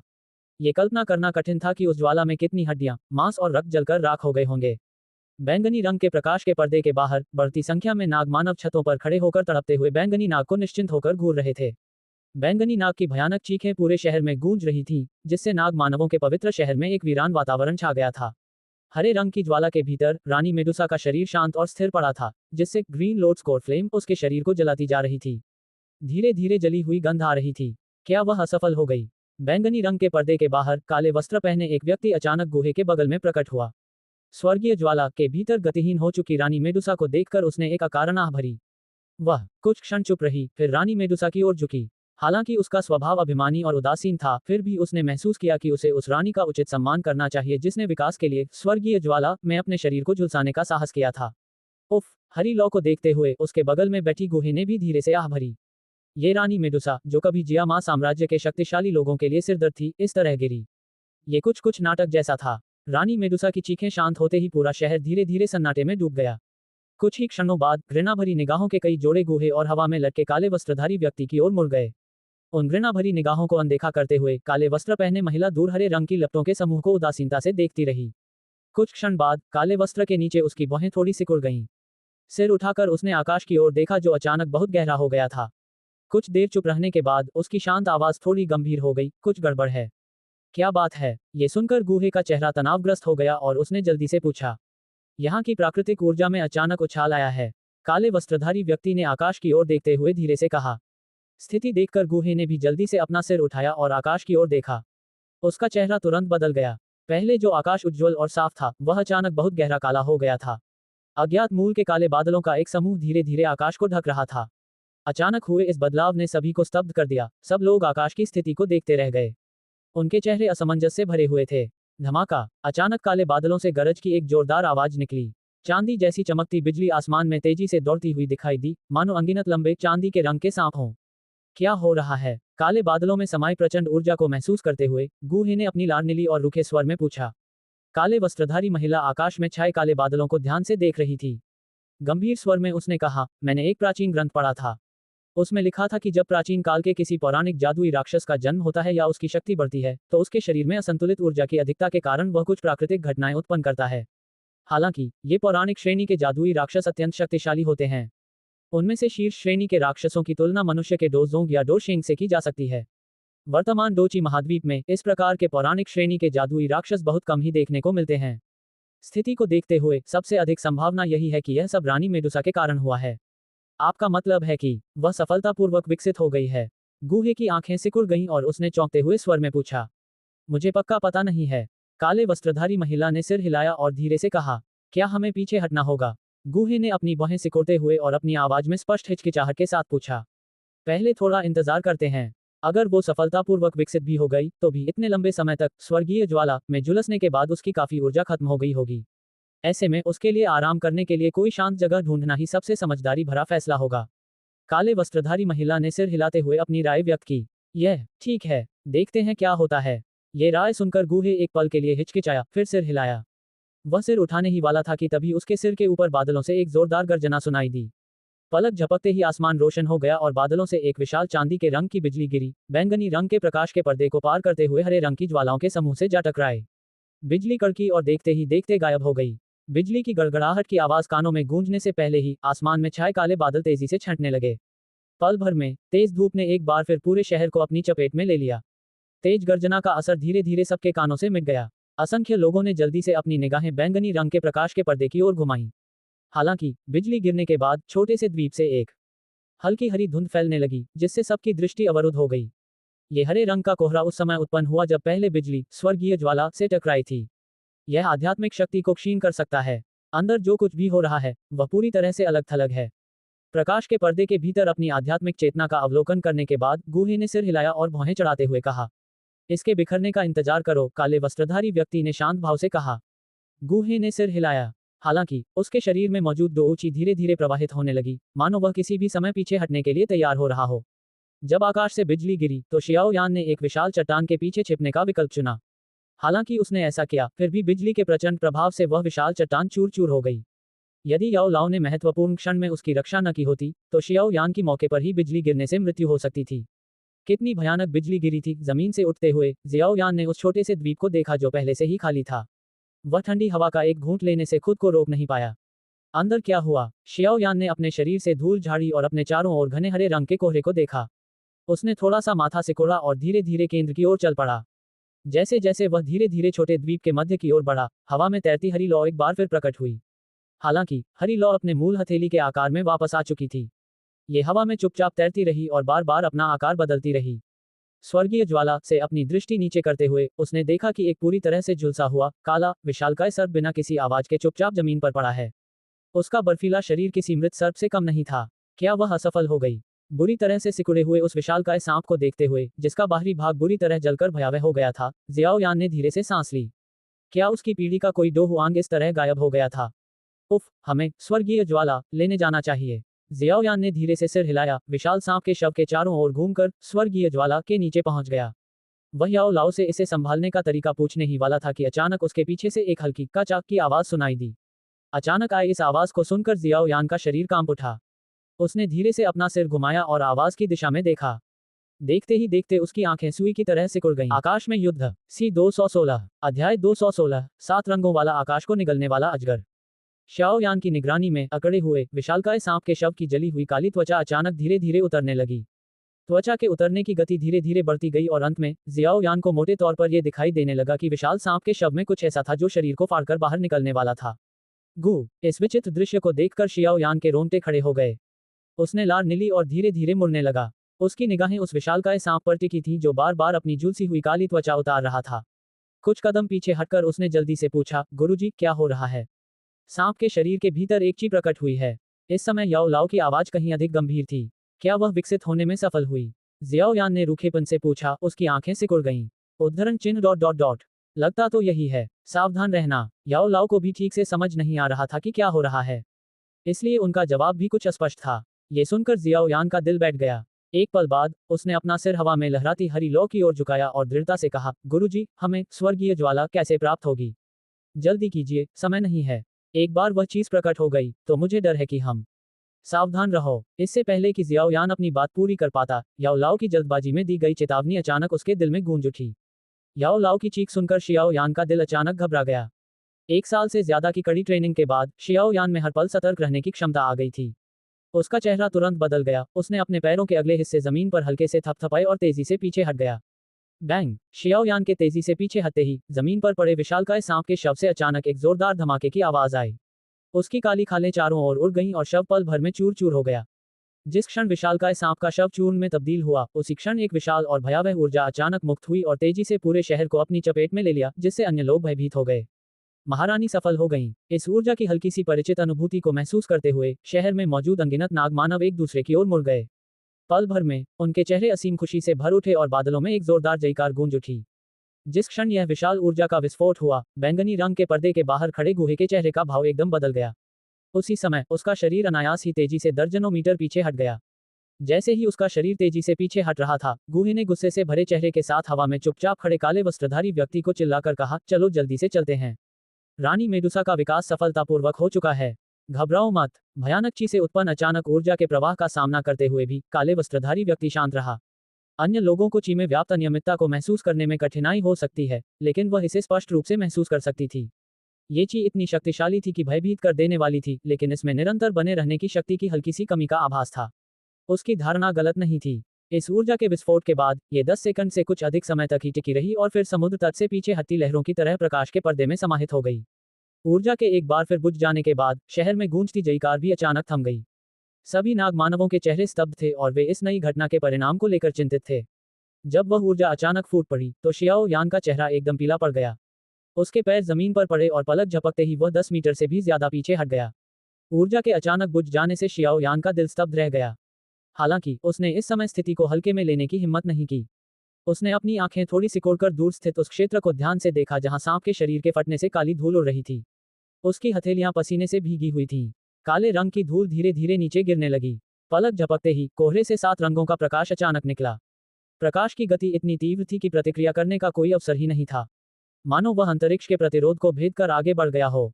शाओ यान की गहरी काली आंखों में 7 रंगों की चमक कौंधी। शाओ यान का चेहरा चौंक गया। जब तक उसे यह स्पष्ट रूप से समझ नहीं आया कि वह क्या है, तब तक उसने उससे त्वचा का कोई संपर्क करने की हिम्मत नहीं की। धत्तेरे की, इसकी गति बहुत तेज है। हालांकि शियाओ यान बचना चाहता था, लेकिन 7 रंगों के प्रकाश की गति इतनी तेज थी कि डर लग रहा था। यहाँ तक कि युनझी, जिसकी गति उसने मैजिक बीस्ट माउंटेन रेंज में सबसे तेज देखी थी, भी इस प्रकाश से पूरे एक स्तर धीमी थी। शाओ यान के शरीर में मौजूद 2 ऊंची अभी हिली ही थी कि 7 रंगों के प्रकाश से निकलने वाली तेज हवा की आवाज उसके कान के पास गूंज उठी। धड़ाम। जिस क्षण परिस्थिति अत्यंत खतरनाक हो गई, उसी क्षण शियाओ यान के शरीर से अचानक एक मोटी सफेद लौ उठी। अत्यधिक तापमान ने आसपास की हवा को झुलसाकर विकृत कर दिया। जी, ऐसा प्रतीत हुआ मानो उस घनी सफेद लौ की शक्ति को भांपते हुए वह 7 रंगों वाली रोशनी जो तेजी से शियाओ यान की ओर बढ़ी थी, आगे नहीं बढ़ी। वह अचानक शियाओ यान के सामने रुक गई। अत्यधिक गति से एकदम शांत होने का यह परिवर्तन लगभग पूरी तरह स्वाभाविक रूप से हुआ, जिसमें जरा भी विकृति का आभास नहीं हुआ। 7 रंगों की रोशनी शियाओ यान के ठीक कुछ सेंटीमीटर आगे आकर रुक गई और अंत में उसने अपना शरीर शियाओ यान की दृष्टि के सामने प्रकट कर दिया। अपरिहार्य टक्कर से उत्पन्न सदमे के निशान अभी भी शियाओ यान के चेहरे पर मौजूद थे, लेकिन जब उसने अपने सामने प्रकट हुए जीवित प्राणी को देखा, तो सदमा अनायास ही एक स्तब्ध और मंद भाव में बदल गया, जिससे एक बेहद रोमांचक दृश्य प्रस्तुत हुआ। शाओ यान के सामने प्रकट हुआ जीव एक पतला, छोटा सांप था जिसकी लंबाई लगभग 2 सेंटीमीटर ही थी। उसका शरीर 7 रंगों के छोटे छोटे शल्कों से ढका हुआ था और उसकी हल्की बैंगनी आंखों में एक मोहक आकर्षण था। उसके शरीर से एक अनोखी ताजगी भरी सुगंध आ रही थी। हालांकि वह अभी केवल एक सांप ही था, फिर भी उससे भव्यता और गरिमा दोनों झलक रही थीं। छोटा सांप देखने में खतरनाक नहीं लग रहा था, लेकिन वह हद से ज्यादा खूबसूरत था। इस तरह के खूबसूरत जीव को देखकर कई महिलाएं सांपों के प्रति अपने डर और घृणा को भुला सकती हैं। 7 रंगों वाले उस छोटे सांप के पूरे शरीर पर नुकीले आक्रमणकारी निशान बहुत कम थे। फिर भी जियाओ यान को उसके छोटे से शरीर के भीतर एक ऐसी भयानक शक्ति का स्पष्ट रूप से एहसास हुआ, जिसे एक दाओ हुआंग भी कम आंकने की हिम्मत नहीं करता। छोटा सांप शाओ यान के सामने हवा में लटका हुआ था। उसकी हल्के बैंगनी रंग की पुतलियों में जरा भी घातक आभा नहीं थी। इसके बजाय वह अत्यंत शुद्ध और निर्मल प्रतीत हो रहा था। हालांकि शाओ यान अच्छी तरह जानता था कि यह छोटा सांप संभवतः रानी मेडुसा का रूपांतरित रूप है, जिसकी क्रूरता ने रेगिस्तान के आसपास के कुछ साम्राज्यों को भयभीत कर रखा था। फिर भी वह अपने मन में उस छोटे सांप के प्रति कोई दुर्भावना नहीं पाल सका।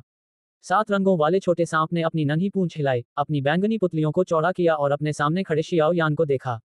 उसने शियाओ यान के थोड़ा करीब आने की कोशिश की, लेकिन शियाओ यान के शरीर के चारों ओर फैली मोटी सफेद ज्वाला से भयभीत हो गया। तुरंत ही वह तेजी से पीछे हट गया और अपने शरीर को सिकोड़ लिया।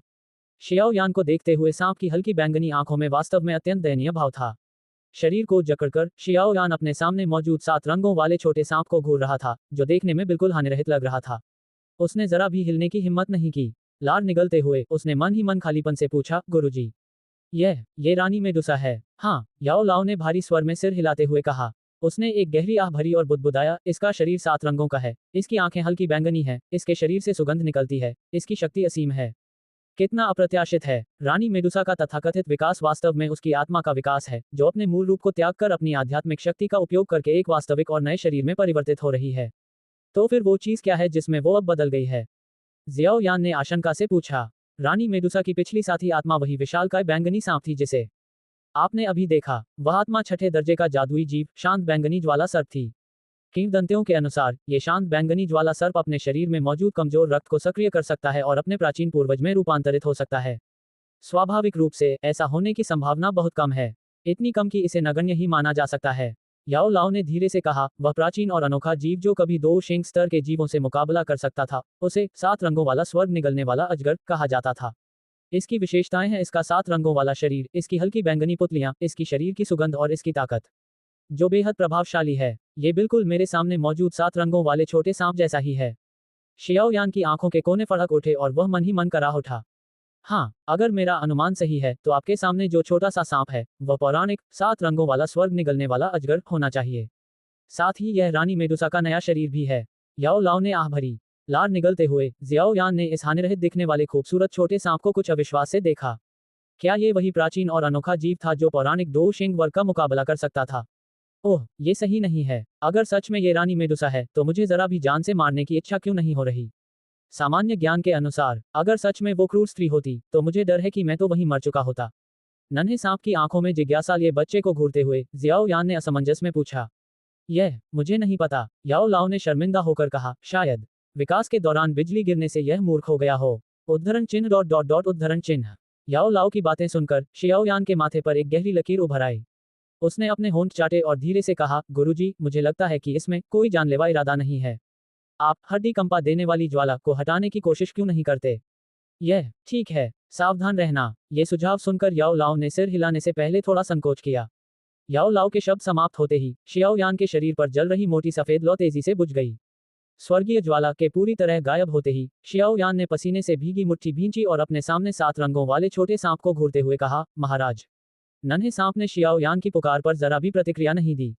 उसने बस अपनी क्वाच जैसी पुतलियों को झपकाया, अपनी पूंछ हिलाई और हवा में लटकते हुए धीरे धीरे शियाओ यान की ओर तैरने लगा। उसकी इस हरकत को देखकर जियाओ यान चुपचाप वहीं खड़ा रह गया, जबकि उसका दिल घबरा रहा था। 7 रंगों वाला सांप शियाओ यान के चारों ओर 2 बार चक्कर लगाया, लेकिन उसने किसी भी प्रकार की दुर्भावना नहीं दिखाई। इससे शियाओ यान ने राहत की सांस ली। अपनी पूंछ हिलाते हुए और शियाओ यान के चारों ओर एक बार फिर चक्कर लगाने के बाद 7 रंगों वाला छोटा सांप अचानक शियाओ यान के हाथ के ऊपर रुक गया। उसकी निर्मल आंखों में एक लालसा झलक रही थी और वह शियाओ यान के हाथ में मौजूद भंडारण वलय को ध्यान से देख रहा था। फिर उसने अपना सिर उठाया और शियाओ यान की ओर कुछ हल्की फुफकारें छोड़ीं। यह कोमल आवाज ऐसी थी मानो वह किसी नखरेबाज बच्चे की तरह व्यवहार कर रहा हो। आकाश में युद्ध सी 217 अध्याय 217 हरित कमल की मूल ज्वाला को नियंत्रित करना। 7 रंगों वाले छोटे सांप की हरकत देखकर शियाओ यान का मुंह खुला रह गया और वह मन ही मन कड़वी मुस्कान के साथ मुस्कुराया। मुझे यकीन है कि यह सांप रानी मेडुसा नहीं है। अपने घमंडी स्वभाव के साथ वह ऐसा व्यवहार नहीं करती। अभी तो वह बिल्कुल नवजात सांप जैसी लग रही है। फर्क सिर्फ इतना है कि उसकी बुद्धि कहीं ज्यादा तेज है। कहीं ऐसा तो नहीं कि विकास ने उसकी पुरानी यादों को नष्ट कर दिया। याओ लाओ भी इस बात को लेकर काफी असमंजस में था। शियाओ यान एक पल के लिए रुका और अपनी आंखें सिकुड़ी। उसकी आंखों में एक अज्ञात भाव झलक रहा था। फिर वह मुस्कुराया और बोला, लगता है उसे मेरी अंगूठी में किसी चीज में दिलचस्पी है। जब वह बोल रहा था तभी जियाओ यान की उंगली ने धीरे से उसकी संग्रहण अंगूठी पर टैप किया। उसकी हथेली पर कुछ चीजें प्रकट हुईं। छोटा 7 रंगों वाला सांप पास आया। उसने अपनी नजर चारों ओर घुमाई और अपनी पूंछ को हिलाते हुए बार बार अपना सिर झटक दिया। स्पष्ट था कि वह जिस चीज की तलाश कर रहा था वह इन वस्तुओं में नहीं थी। शियाओ यान ने सामान वापस भंडारण पात्र में रख दिया। वह जरा भी परेशान नहीं हुआ और धैर्यपूर्वक एक एक करके भंडारण पात्र से और सामान निकालता रहा। कुछ क्षण बाद जब उसने बैंगनी रंग के तरल से भरी एक छोटी सी जेड की बोतल निकाली तो हवा में कुंडली मारकर बैठा छोटा सांप मानो अचानक उसके हाथ पर प्रकट हो गया। उसने अपनी छोटी सी जीभ बोतल में डाली और उसे जोर से चाटा। यह एमेथिस्ट लान बर्थ एसेंस है। मुझे उम्मीद नहीं थी कि इसे यही चाहिए होगा। लगभग 10वें हिस्से तक कम हो चुके एमेथिस्ट लान बर्थ एसेंस को देखकर शियाओ यान के चेहरे पर दर्द का भाव उभर आया। हालांकि ऐसा लग रहा था कि यह छोटा जीव एमेथिस्ट एसेंस की शक्ति को जानता है। इसने लालच से और अधिक अवशोषित नहीं किया। कुछ चाटने के बाद इसने अपना सिर बाहर निकाला।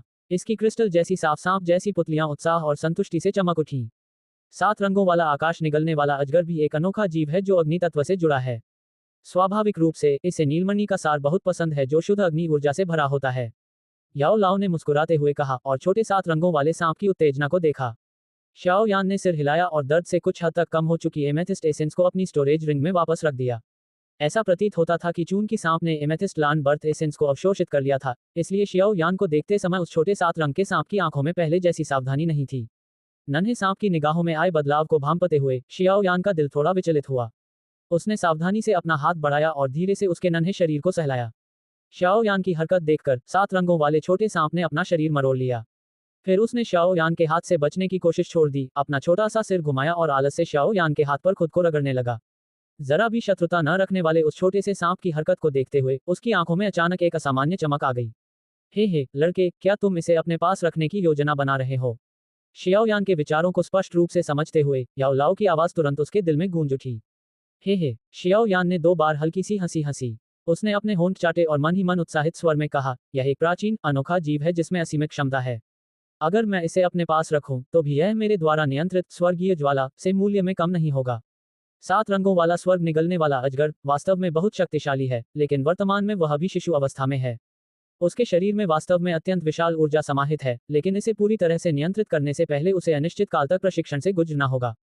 इसके अलावा आपको ये भी पता होना चाहिए कि 7 रंगों वाला आकाश निगलने वाला अजगर अभी चाहे कितना भी शांत क्यों न हो, मैं शर्त लगा सकता हूं कि उसका असली शरीर निश्चित रूप से रानी मेडुसा का ही है। शायद किसी अज्ञात कारण से वह अब ऐसी हो गई है, लेकिन कोई भी निश्चित रूप से नहीं कह सकता कि भविष्य में उसे अचानक अपनी याददाश्त वापस नहीं मिल जाएगी। जब वह समय आएगा, याओ लाओ ने गंभीरता से कहा, आपको रानी मेडुसा के अहंकार और क्रूरता के बारे में अच्छी तरह से पता होना चाहिए। जो कोई भी उसका स्वामी बनने का अवसर लेने की हिम्मत करेगा, वह अपने स्वभाव से उसे मौके पर ही मार डालेगी। ओह, 7 रंगों वाले छोटे सांप को सहला रही हथेली अकड़ गई। शियाओ यान ने भौहें चढ़ाकर काफी देर तक सोचा। अंत में, उसने धीरे से आह भरी और फुसफुसाया, लेकिन अगर उसे अपनी यादें वापस न मिले तो क्या होगा? अभी वह बिल्कुल नवजात शिशु जैसी है। मैं ही वह पहला व्यक्ति हूँ जिसे उसने देखा है। चाहे कुछ भी हो जाए, मुझे लगता है कि उसे मुझसे ज्यादा दुश्मनी नहीं रखनी चाहिए। वरना, प्रकट होते ही वह मेरे पास भोजन की तलाश में क्यों आती? यह एक बेहद अच्छा अवसर है। एक प्राचीन और अनोखा जीव जो भविष्य में महान डो शेन का मुकाबला कर सकता है। यह एक घातक आकर्षण है। तुम जुआ खेल रहे हो? याओ लाओ ने बेबसी से आह भरी। हाँ, कभी कभार जुआ खेलने में क्या हर्ज है, ताकि भविष्य में एक बेहद ताकतवर अंगरक्षक मिल जाए। अगर भविष्य में कभी ऐसी स्थिति आई तो क्या टीचर नहीं है?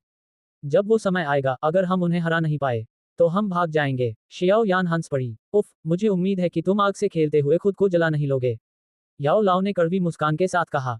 शाओ यान ने धीरे से मुस्कुराते हुए दोनों हाथों से उस छोटे 7 रंग के सांप को सावधानी से उठा लिया। छोटा 7 रंग का सांप उसके कोमल स्पर्श का विरोध नहीं कर रहा था। उसने अपनी पूंछ हिलाई और शाओ यान की कलाई के चारों ओर लिपट गया। इसके बाद, वह झूले पर खेलने की तरह अपने शरीर को झुलाने लगा। छोटी बच्ची, क्या तुम मेरे साथ चलना चाहती हो? छोटे से सांप को अपने सामने रखते हुए जियाओ यान ने धीरे से मुस्कुराते हुए कहा। ये वही भाव था जो सड़क किनारे खोई हुई छोटी बच्ची को बहलाने की कोशिश में कई लोग दिखाते हैं। बैंगनी रंग की अपनी छोटी छोटी आंखों को खोलते हुए 7 रंगों वाले उस छोटे से सांप ने युवक के चेहरे को घूर कर देखा। उसकी आंखों में मनुष्य जैसी ही असहायता का भाव झलक रहा था। उसने अपना शरीर सीधा किया और इस तरह खाली निगाहों से शियाओ यान को देखता रहा। उस छोटे 7 रंग के सांप की अजीब हरकत देखकर शियाओ यान का दिल जोर से धड़कने लगा। उसके चेहरे पर मुस्कान कुछ शर्मिंदगी भरी थी। उसे हल्का सा एहसास हुआ कि उस छोटे 7 रंग के सांप के शरीर में मौजूद एक परिपक्व और अभिमानी आत्मा उसकी घटिया परफॉर्मेंस को घूर रही है।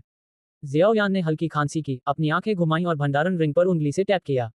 उसकी हथेली में एमेथिस्ट लान बर्थ एसेंस की एक बोतल प्रकट हुई। एक छोटी सफेद जैड की छड़ी निकालकर उसने उस पर एमेथिस्ट एसेंस की कुछ बूंदें डालीं और उसे छोटे 7 रंग के सांप के सामने धीरे से हिलाया। जब नीलमणि का सार प्रकट हुआ, तो उस छोटे 7 रंगों वाले सांप की आंखें तेजी से चमक उठीं। हानि की वह मानवीय भावना तुरंत गायब हो गई। अपना मुंह खोलकर उसने अपनी सांप जैसी जीभ शियाओ यान की ओर बढ़ाई, मानो वह उससे भीख मांग रहा हो। ही उस छोटे 7 रंग के सांप की हरकत के बाद उसके शरीर में मौजूद परिपक्व और अभिमानी आत्मा एक बार फिर शांत हो गई। तुरंत ही शियाओ यान के होठों के कोने पर एक मुस्कान उभर आई।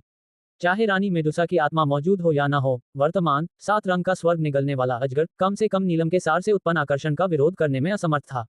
जब शाओ यान ने नीलमणि का सार छोटे सांप के मुंह में डाला, तो सांप ने संतुष्टि से अपने होंठ चाटे। कुछ ही क्षण बाद सांप की पूंछ शाओ यान की कलाई के चारों ओर लिपट गई और फिर उसकी आस्तीन में प्रवेश कर गई, जिसके बाद वह धीरे धीरे गहरी नींद में सो गया। हा 7 रंगों वाले आकाश को निगलने वाले अजगर को देखते हुए शियाओ यान ने अपना मुंह खोला और तुरंत जोर से हंस पड़ा। नीलमणि के सार की मदद से वह और सांप बहुत जल्दी एक दूसरे के करीब आ गए थे। अगर ऐसा ही चलता रहा, तो शियाओ यान को विश्वास था कि वह उसके परिपक्व होने और मनुष्य जैसी बुद्धि प्राप्त करने से पहले ही उनके रिश्ते को बेहद मजबूत बना सकता है। शाओ यान ने धीरे से अपनी हथेली से अपनी आस्तीन थपथपाई। उसके चेहरे पर खुशी साफ झलक रही थी। सफेद जैड की छड़ी पर लगी थोड़ी सी नीलम की सुगंध को चाटते हुए शाओ यान ने अपने शरीर में उमंग भरी ऊर्जा का संचार होने दिया और मुंह खोलकर हंस पड़ा। शाओ यान कुछ कदम आगे बढ़ा और अपना सिर उठाकर हवा में लहराती हरी ज्वालाओं के समूह को देखा और मुस्कुराया। कुछ घुमावों के बाद ये ग्रीन लोड स्कोर फ्लेम आखिरकार उसके सामने प्रकट हो गई थी। हालांकि मन ही मन वह बेहद चिंतित था, लेकिन जियाओ यान ने कोई भी लापरवाही भरा कदम नहीं उठाया। स्वर्गीय ज्वाला नाम की यह चीज एक बम की तरह थी। अगर कोई सावधान नहीं रहता, तो अचानक इससे विनाशकारी शक्ति फूट पड़ती, ठीक वैसे ही जैसे अभी कुछ पल पहले हुआ। वह रानी मेडुसा तो नहीं था जो शायद ज्वाला की शक्ति को थोड़ा बहुत सहन कर पाती, लेकिन अगर वह उसकी जगह होता, तो 10 सेकंड से भी कम समय में पूरी तरह से राख हो जाता। गुरुजी, अब इसे कैसे काबू में करें? चेहरे पर स्पष्ट रूप से दिखाई दे रही लालसा के साथ हवा में लहराती स्वर्गीय ज्वाला को निहारते हुए जियाओ यान ने जल्दी से पूछा। स्वर्गीय ज्वाला को काबू में करना आसान नहीं है। यह अपने पास आने वाली हर चीज को जलाकर राख कर देती है। इसमें ऊर्जा भी शामिल है। कुछ खास वस्तुओं को छोड़कर आप केवल असीमित ऊर्जा का उपयोग करके इसे जबरदस्ती घेर सकते हैं और दूर ले जा सकते हैं। मुझे लगता है रानी मेडुसा ने उस समय इसी विधि का प्रयोग किया था। याओ लाओ ने अपने विचार व्यक्त करते हुए कहा, लेकिन उस विधि में बहुत अधिक ऊर्जा खर्च होती है। आपकी वर्तमान स्थिति में आप इस ज्वाला को इस छोटे से द्वीप से दूर नहीं कर पाएंगे, चाहे आप भंवर के भीतर की सारी ऊर्जा ही क्यों न लगा दें। ओह, तो फिर हम क्या करें? ये सुनकर जियाओ यान का चेहरा तुरंत उतर गया और उसने हताशा भरे लहजे में पूछा। के जाहिर है हम रानी मेडुसा का तरीका नहीं अपना सकते। हम में से कोई भी इसे वहन नहीं कर सकता।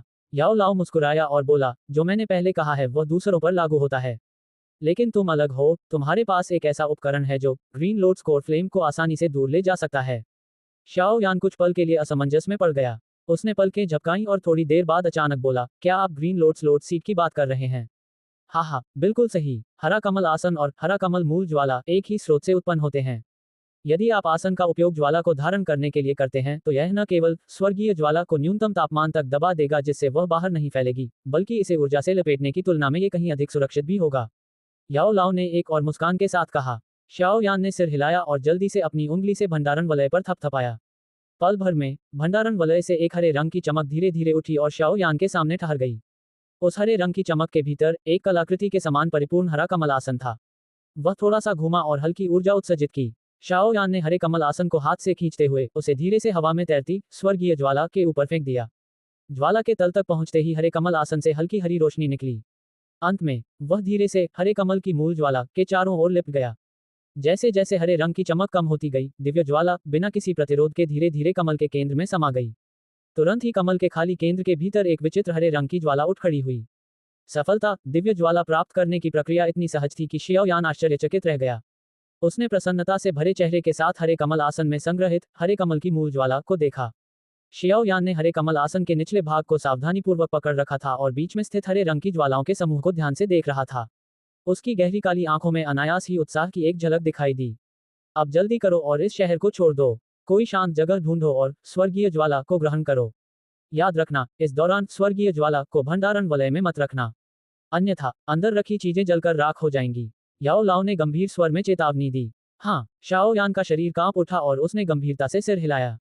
उसकी पीठ से बैंगनी बादल के पंख निकले और उसने एक ऊर्जा पुनर्प्राप्ति गोली पकड़ी और उसे अपने मुंह में ठूंस लिया। इसके बाद उसने गंभीरता से अपना सिर उठाया और उस बैंगनी प्रकाश के पर्दे को देखा जो जल्द ही गायब होने वाला था। बैंगनी रंग का प्रकाश का पर्दा टिमटिमाया और कुछ समय बाद एक धमाके के बाद वह छोटी छोटी रोशनी में बदल गया जिसने पूरे आकाश को रोशन कर दिया। जब बैंगनी रंग का प्रकाश पर्दा फटा तो शियाओ यान के पैर अचानक और जोर से जमीन से ऊपर उठे। उसका शरीर आकाश की ओर उछला और वह हरे कमल आसन को लिए हुए पूरी ताकत से शहर से बाहर निकलने के लिए दौड़ पड़ा। आकाश में युद्ध सी 218 अध्याय 218 अराजक स्थिति। क्या हुआ? कुछ दूरी पर पीछे हट चुके गूहे उस भयानक ऊर्जा के गायब होने के बाद बेचैनी से काले वस्त्रधारी व्यक्ति के पास लौट आए। विकास के दौरान कुछ गड़बड़ जरूर हुई होगी। वह श्वास ऊर्जा पूरी तरह गायब हो गई। काले वस्त्रधारी महिला ने सिर हिलाते हुए धीरे से कहा, क्या वह असफल हो गई? काले वस्त्रधारी व्यक्ति की बात सुनकर गूहे स्तब्ध रह गया और अफसोस तथा गुप्त प्रसन्नता के साथ तुरंत आह भरी। उसकी निगाहें मंदिर पर टिकी रही जहां हरे रंग का कोहरा धीरे धीरे छंट रहा था। उसने अचानक भौहें चढ़ाकर कहा, स्वर्गीय ज्वाला की उपस्थिति, वह कहाँ गायब हो गई? अंदर की ऊर्जा तरंग शांत हो चुकी है।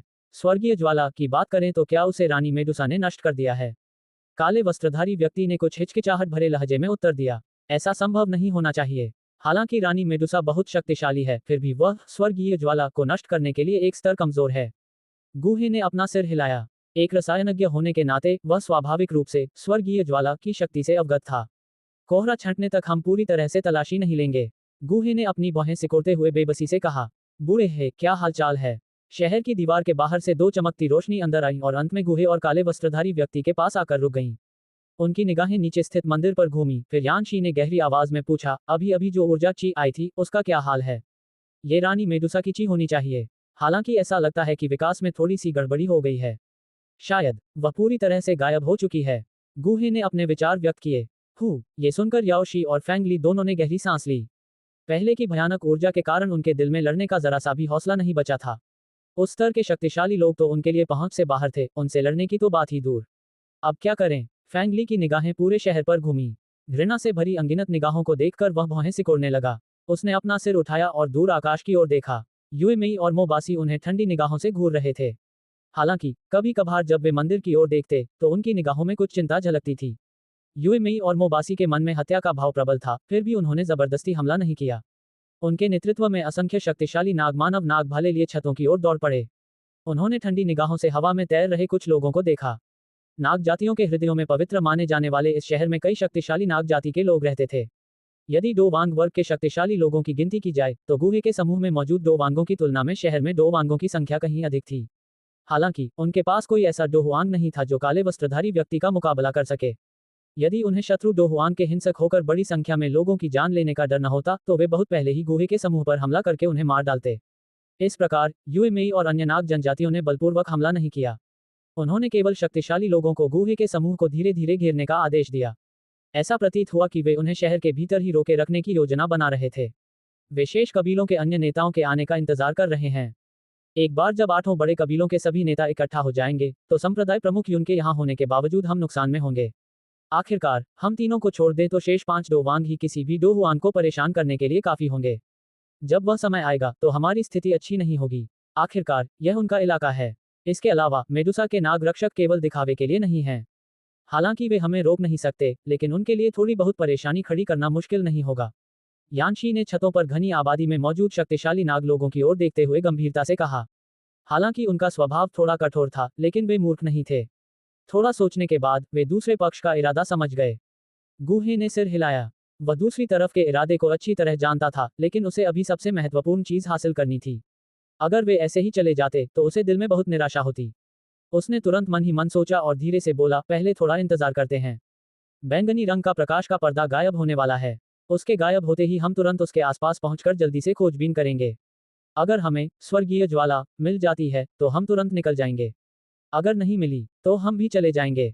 गु हे की दृढ़ता और उसके बगल में खड़े काले वस्त्रधारी व्यक्ति की ओर से किसी भी प्रकार की आपत्ति न देखकर यानशी और फैंगली ने एक दूसरे की ओर देखा और फिर असहाय होकर सिर हिला दिया। जब उसने देखा कि ये दोनों लोग आपत्ति करने का इरादा नहीं रखते तो गुहे ने धीरे से आह भरी। उसने अपना सिर झुकाया और दूर खड़ी बर्फीले चेहरे वाली यूएमई और मोबासी पर एक नजर डाली, फिर धीरे धीरे धुंधली होती जा रही प्रकाश की चादर को ध्यान से देखने लगा। उसके शरीर में दो ऊंची ऊर्जा तेजी से प्रवाहित होने लगी। उस विशाल शहर का माहौल कुछ शांत था। सबकी निगाहें बैंगनी रंग के प्रकाश के पर्दे पर टिकी थी जो गिरने ही वाला था। उनकी भावनाएं कसकर बंधी हुई स्प्रिंग की तरह थीं, जो जरा भी शिथिल होने की हिम्मत नहीं कर रही थी। बैंगनी रंग का प्रकाश का पर्दा, जिसने एक विशाल क्षेत्र को ढक रखा था, धीरे धीरे भ्रमपूर्ण हो गया। कुछ मिनटों तक इस तरह का शांत वातावरण बना रहने के बाद काले वस्त्रधारी महिला अचानक मुड़ी। उसकी निगाहें पश्चिमी क्षितिज पर टिकी थीं और उसने भावहीन स्वर में कहा, एक और शक्तिशाली नागपुरुष आ गया है। उसकी ऊर्जा से ऐसा प्रतीत होता है कि वह 8 बड़े कबीलों के मुखियाओं में से एक है। उसकी बातें सुनकर गुहे के चेहरे पर थोड़ा सा बदलाव आया। उसने अपना सिर घुमाया और देखा कि एक लाल रंग की आकृति बिजली की तरह तेजी से शहर की ओर उड़ रही है। लगभग 1 मिनट बाद एक पुरुष सर्परूपी, जिसका पूरा शरीर लाल रंग की ऊर्जा से ढका हुआ था, शहर के आकाश में अचानक प्रकट हुआ। उसकी निगाहें हवा में घूमती हुई गुहे के समूह पर टिक गईं। उसका चेहरा गंभीर था। धिक्कार है इंसानों पर, तुमने हमारी जाति के पवित्र नगर में घुसने की हिम्मत कैसे की? आने वाला व्यक्ति बेहद गुस्सैल लग रहा था। गुहे के समूह को देखते ही उसकी भयंकर दहाड़ नगर के ऊपर आकाश में गूंज उठी। उसी समय उसके शरीर पर मौजूद लाल रंग की ऊर्जा लगभग 1 मीटर तक तेजी से बढ़ गई। दूर से देखने पर वह किसी आग के गोले की तरह लग रहा था। ये व्यक्ति 8 महान जनजातियों में से एक यान नाग जनजाति यानसी का नेता है। हालांकि उसका स्वभाव बहुत उग्र है, लेकिन वह 8 जनजातियों के नेताओं में सबसे शक्तिशाली है। उस समय नाग जनजाति और जियामा साम्राज्य के बीच हुए युद्ध में जियामा साम्राज्य के कई शक्तिशाली लोग उसके हाथों मारे गए थे। वह एक बहुत ही मुश्किल प्रतिद्वंद्वी है। फैंग ली ने अचानक अपने सामने प्रकट हुए नागजन को देखते हुए कुछ असहायता से कहा। ये सुनकर गुहे ने अपनी भौहें सिकोड़ लीं। उसकी नजर दूसरी तरफ गई और उसने कहा, अगर गिनती करें तो उनके पास पहले से ही 3 डोवांग हैं। लेकिन सौभाग्य से मेडुसा स्नैक गार्ड्स की कमांडर हुआशे एर ने अस्थायी रूप से अपनी युद्ध क्षमता खो दी है। हल्का आवरण टूटने ही वाला है। काले वस्त्रधारी महिला अपने सामने फैले बैंगनी रंग के प्रकाश आवरण को घूरते हुए धीरे से बोली। ये प्रकाश आवरण वह जादुई पर्दा था जिसे रानी मेडुसा ने सर्प रूप धारण करने के बाद अपनी पूरी शक्ति से मुक्त किया था। इसलिए अपनी डोहुआंग शक्ति के बावजूद भी वह इसे बाहर से भेद नहीं पा रही थी। एकमात्र विकल्प यही था कि वह इसके स्वतः लुप्त होने का इंतजार करे। काले वस्त्रधारी व्यक्ति की बातें सुनकर गुहे का चेहरा सख्त हो गया। उसे यानसी की कोई परवाह नहीं थी, जिसका पूरा शरीर अग्नि से प्रज्वलित था। इसके बजाय वह तेजी से मुड़ा और तेजी से पारदर्शी होते बैंगनी रंग के प्रकाश के पर्दे पर ध्यान केंद्रित किया। आकाश में यूएमई और मोबासी के चेहरे यानसी के अचानक आगमन को देखकर प्रसन्नता से भर उठे। वे जल्दी से हिले डुले और उसके पास पहुंच गए। इसके बाद वे फुसफुसाते हुए उसे शहर में घटी सारी घटनाएं विस्तार से बताने लगे। यूएमई और मोबासी की बातें सुनकर यानसी का चेहरा गुस्से से लाल हो गया। उसके शरीर पर जलती हुई लाल ऊर्जा और भी तीव्र हो गई। अंत में ऐसा लगा मानो वह ऊर्जा सचमुच एक आग हो। उसने अपनी मुट्ठी कस ली और उसकी मजबूत भुजाओं पर अनगिनत हरी नसें फड़कने लगीं। उसकी आंखें खून से लाल थीं और वह गुहे के समूह को घूर रहा था। उसकी दहाड़ में एक अतुलनीय उग्रता और हत्या का इरादा छिपा था। इंसानों के हरामखोरों का समूह। आज की बेइज्जती को धोने के लिए मुझे तुम्हारा ताज़ा खून बहाना होगा। गुहे के समूह ने यानसी को नजरअंदाज करना चुना, जो गुस्से से इतना उग्र था कि किसी को काट खाने को बेताब था। उनकी निगाहें प्रकाश के पर्दे पर टिकी हुई थीं। एक पल में बैंगनी रंग की चमक थोड़ी तेज हुई और तुरंत फट गई, जिससे आकाश में ऊर्जा के छोटे छोटे टुकड़े बिखर गए जो आकाश से नीचे गिरने लगे। जैसे ही बैंगनी रंग का प्रकाश का पर्दा हटा, हवा में मौजूद गुहे का समूह बिजली की गति से एक साथ नीचे उतरा। वे उस मंदिर की ओर बढ़े जहां हरे रंग का कोहरा अभी पूरी तरह से छंटा नहीं था। गुहे के समूह की कार्रवाई के बाद अनगिनत नाग मानवों ने भयंकर दहाड़े मारी। अनेक आकृतियां छतों पर उछलकर प्रकट हुईं और चारों दिशाओं से मंदिर की ओर दौड़ पड़ीं। पूरे शहर में महारानी के लिए पुकार गूंज उठी। इस समय नाग जनितों का पवित्र नगर पूरी तरह से अराजकता में डूब चुका था। अपने पूर्व अनुभव के आधार पर गुहे का दल तेजी से मंदिर में प्रवेश कर गया और छोटे द्वीप के ऊपर आकाश में प्रकट हो गया। शायद रानी मेडुसा के गायब हो जाने के कारण पहले से मौजूद उड़ान प्रतिबंध पूरी तरह से हट गया था। इसलिए गुहे के दल को छोटे द्वीप के केंद्र में उतरने में कोई प्रतिरोध नहीं मिला। जैसे ही उनके पैर जमीन पर पड़े, गुहे के समूह में सभी की निगाहें चारों दिशाओं में घूम गईं। हालांकि उन्हें स्वर्गीय ज्वाला या रानी मेडुसा का जरा सा भी निशान नहीं मिला। काले वस्त्र के नीचे छिपी आंखों ने चारों ओर नजर घुमाई। अचानक काले वस्त्रधारी व्यक्ति नीचे बैठ गया और जले हुए काले शल्क का एक टुकड़ा उठाया। हल्के से भौहें चढ़ाते हुए उसने बुदबुदाया, क्या वह सचमुच स्वर्गीय ज्वाला में जलकर राख हो गई थी? धिक्कार है, स्वर्गीय ज्वाला कहाँ है? गुहे की आध्यात्मिक चेतना ने पूरे छोटे द्वीप का अवलोकन किया, लेकिन फिर भी उसे स्वर्गीय ज्वाला का कोई संकेत नहीं मिला। उसके शांत चेहरे पर तुरंत क्रोध के भाव उभर आए। काले वस्त्रधारी महिला खड़ी हुई और उसने अपनी आस्तीनें लहराईं। अचानक उसके स्थान से एक तीव्र और तूफानी हवा चली। आसपास का हरा कोहरा भी पूरी तरह से छंट गया। पल भर में उनकी दृष्टि स्पष्ट हो गई। हरे रंग का कोहरा छंटते ही पूरी तरह से खाली छोटा द्वीप सबके सामने प्रकट हो गया। जब उन्होंने कुछ चिकने गहरे गड्ढों को देखा तो हर कोई कल्पना कर सकता था कि इस जगह को किस प्रकार का नुकसान हुआ होगा। यहाँ कोई स्वर्गीय ज्वाला नहीं है, यानशी ने गंभीरता से कहा। उसकी निगाहें खाली छोटे द्वीप पर घूम गईं। फैंग ली की हथेलियों के बीच असंख्य छोटी छोटी हवा की किरणें प्रकट हुईं और चारों दिशाओं में उड़ने लगीं, जिससे छोटे द्वीप की ओर बेतहाशा दौड़ रहे नाग मानव उड़ गए। उसने अपना सिर घुमाया और कहा, चलो जल्दी से यहाँ से निकलें। अगर हम अभी नहीं गए तो शायद हम बच ना पाएं। मेरी इंद्रियों के अनुसार एक और शक्तिशाली नाग मानव हमारी ओर तेजी से आ रहा है। ये सुनकर गुहे ने अपने दांत भींच लिए। थोड़ी देर बाद उसने आह भरी और अनिच्छा से भरे चेहरे के साथ कहा, जाओ। जब यानशी और फैंग ली ने गुहे का आदेश सुना तो उन्होंने राहत की सांस ली। हालांकि जैसे ही वे पीछे हटने की तैयारी कर रहे थे, उन्हें घेरकर धीरे धीरे आगे बढ़ रहे नागमानव अचानक अराजक हो गए। गुहे की निगाहें लापरवाही से इधर उधर घूमी और उसकी आंखें अचानक सिकुड़ गईं। दूर आकाश में एक मानव आकृति हरे कमल के आसन को धारण किए हुए उन्मादपूर्वक उड़ रही थी। उस हरे कमल पर एक अजीब हरी लौ बार बार ऊपर उठ रही थी। स्वर्गीय ज्वाला। धीरे धीरे छोटे होते जा रहे उस इंसान को घूरते हुए गुहे अचानक गुस्से से चिल्ला उठा। उसने और उसकी टीम ने ताकतवर नाग मानवों को काबू में रखने के लिए अपनी जान जोखिम में डाली थी, लेकिन उसे उम्मीद नहीं थी कि इससे किसी और को फायदा होगा। वह तुरंत बेहद गुस्से में आ गया और दहाड़ते हुए बोला, वह कमीना, उसकी हिम्मत कैसे हुई मेरा इस्तेमाल करने की? पीछा करो। गुहे ने गुस्से से अपना सिर हिलाया। उसके पूरे शरीर से डोची ऊर्जा का तीव्र प्रवाह हुआ। उसकी पीठ पर लगे डोची पंख तेजी से फड़फड़ाए और वह उस आकृति का पागलों की तरह पीछा करने लगा। उसके पीछे काले वस्त्रधारी व्यक्ति यानशी और फैंग ली भी उसके पीछे पीछे चल रहे थे। आकाश में युद्ध। सी 219। अध्याय 219, खजाने के साथ भागना। जैसे ही गुहे और बाकी लोग द्वीप से उड़कर आकाश में पहुंचे, अचानक 3 प्रकाश किरणें प्रकट हुईं और उनके उड़ान मार्ग को अवरुद्ध कर दिया। युमेई और अन्य 2 कबीले के नेता बर्फीले ठंडे चेहरों के साथ गुहे के समूह के सामने आ पहुंचे और उनके पीछे असंख्य सर्प मानव थे जिन्होंने आकाश और जमीन को ढक रखा था। तुम अपनी मर्जी से आते जाते हो, मेरी नाग जनजाति को तुम कैसी जगह समझते हो? यानसी का शरीर आग की तरह लाल रंग से लाल था। वह भयंकर आग की लपटों में घिरा हुआ था और गुहे और बाकी लोगों को घूरते हुए उसकी आवाज शहर में गड़गड़ाहट की तरह गूंज रही थी। भाग जाओ। अपना रास्ता अवरुद्ध देखकर गुहे ने क्रोधित होकर अपना सिर उठाया और दूर स्थित काली आकृति की ओर देखा और अनियंत्रित रूप से एक दहाड़ लगाई। हल्के नीले रंग की लपटों ने तेजी से एक अग्निगोला का रूप धारण किया और हाथ के इशारे से उसे यानसी और अन्य सर्प मानवों की ओर हिंसक और विस्फोटक शक्ति से फेंक दिया। हल्के नीले रंग की लौ प्रकट होते ही आसपास का तापमान अचानक बढ़ गया। ऐसा लग रहा था कि गुहे की हथेली से निकलने वाली लौ कोई साधारण डोउची लौ नहीं थी। हालांकि जब इस नीले रंग की लौ की तुलना दिव्य ज्वाला से की गई तो शक्ति में भारी अंतर दिखाई दिया। उसकी ज्वाला की शक्ति शाओ यान की बैंगनी ज्वाला की शक्ति के लगभग बराबर थी। हम रसायन विद्या में तो गुहे का कोई मुकाबला नहीं, लेकिन लड़ाई में तो तुम्हें किनारे खड़े होकर देखना चाहिए। गुहे की नीली ज्वाला की शक्ति साधारण नहीं थी, फिर भी यानसी बेखौफ था। उसने तिरस्कार भरी मुस्कान के साथ अपनी हथेली आगे बढ़ाई और मुट्ठी कसते ही उसकी हथेली पर अचानक धधकती लाल ऊर्जा संघनित होकर लगभग 3 मीटर का ज्वाला हाथ बन गई। एक झटके में यानसी के ज्वाला हाथ ने नीले अग्निगोले को घेर लिया और दबा दिया। हल्की सी दबी हुई आवाज के साथ विशाल नीला अग्निगोला छोटी छोटी लपटों में बदल गया जो धीरे धीरे गायब हो गईं। पहले ही मुकाबले से यह स्पष्ट हो गया था कि यानसी ताकत में गुहे से कहीं बेहतर था। ऐसा लग रहा था कि वह उससे कम एक स्टार अधिक शक्तिशाली था। युमेई ने ठंडे स्वर में गूहे और अन्य लोगों को घूरा। अपना सिर झुकाकर उसकी सुंदर आंखें दूर स्थित काले बिंदु पर टिक गईं और उसकी भौहें तन गईं। उसे पता नहीं क्यों, लेकिन दूर की वह आकृति उसे जानी पहचानी सी लगी। उसने अपना सिर हिलाया और कुछ देर सोचने के बाद उसने अपने लोगों को उस आकृति का पीछा करने और उसे मारने का विचार छोड़ दिया। उसके मुख्य दुश्मन अभी भी गूहे और अन्य लोग थे। नाग जाति के लोग कमजोर स्थिति में थे, वे कैसे किसी डोवान को उस काले बिंदु का पीछा करने और उसे मारने के लिए भेज सकते थे। डोवान की उड़ने की गति के बिना, यहाँ तक कि अगर वे डोलिंग को भी बिना डो की हुई पंखों के भेजते तो भी वह दूर की आकृति को पकड़ नहीं पाता। युमेई के पास उस काले बिंदु को मारने का इरादा छोड़ने के अलावा कोई चारा नहीं था। इन्हें मार डालो, इन छोटी पूंछ वाले सांपों के झुंड को। गूहे को पिटते देख बगल में खड़ा यानशी ठंडे स्वर में चिल्लाते हुए अपने शरीर से भयंकर दो ऊंची छोड़ने लगा। मैं उन्हें रोकूंगा, तुम उस आदमी को पकड़ो। अगर देर हो गई तो दिव्य अग्नि गलत हाथों में पड़ जाएगी। काले वस्त्र पहने व्यक्ति ने थोड़ा सा हिलते हुए धीमी आवाज में चिल्लाते हुए गूहे और बाकी दोनों के सामने अचानक प्रकट हुआ। उस आकृति की बात सुनकर गूहे पहले तो हिचकिचाया, लेकिन बाद में उसने दृढ़ता से सिर हिलाया।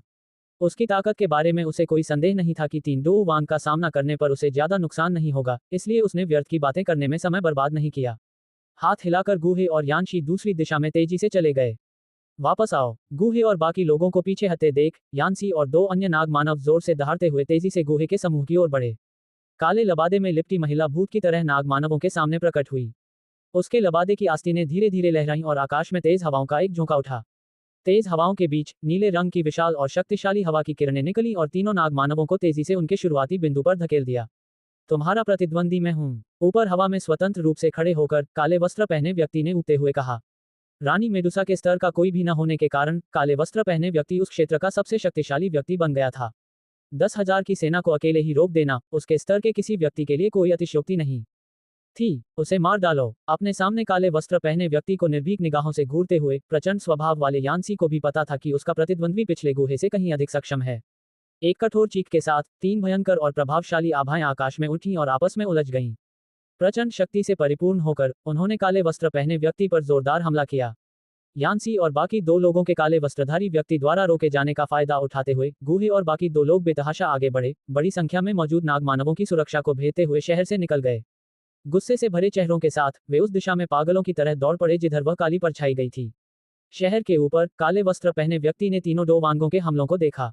वह व्यक्ति बड़ी सहजता से हमलों से बचता रहा और बीच बीच में एक तेज झटका देता जिससे एक डोवांग दर्द से कराहते हुए पीछे गिर पड़ता। नीचे मौजूद नाग मानवों ने अनगिनत विषैले भाले फेंके, लेकिन जैसे ही भाले उस व्यक्ति के पास आते हवा का एक झोंका उन्हें बेतरतीब दिशा में उड़ा देता। इससे युमे और अन्य 2 डोवांगों के लिए और अधिक मुसीबत खड़ी हो गई।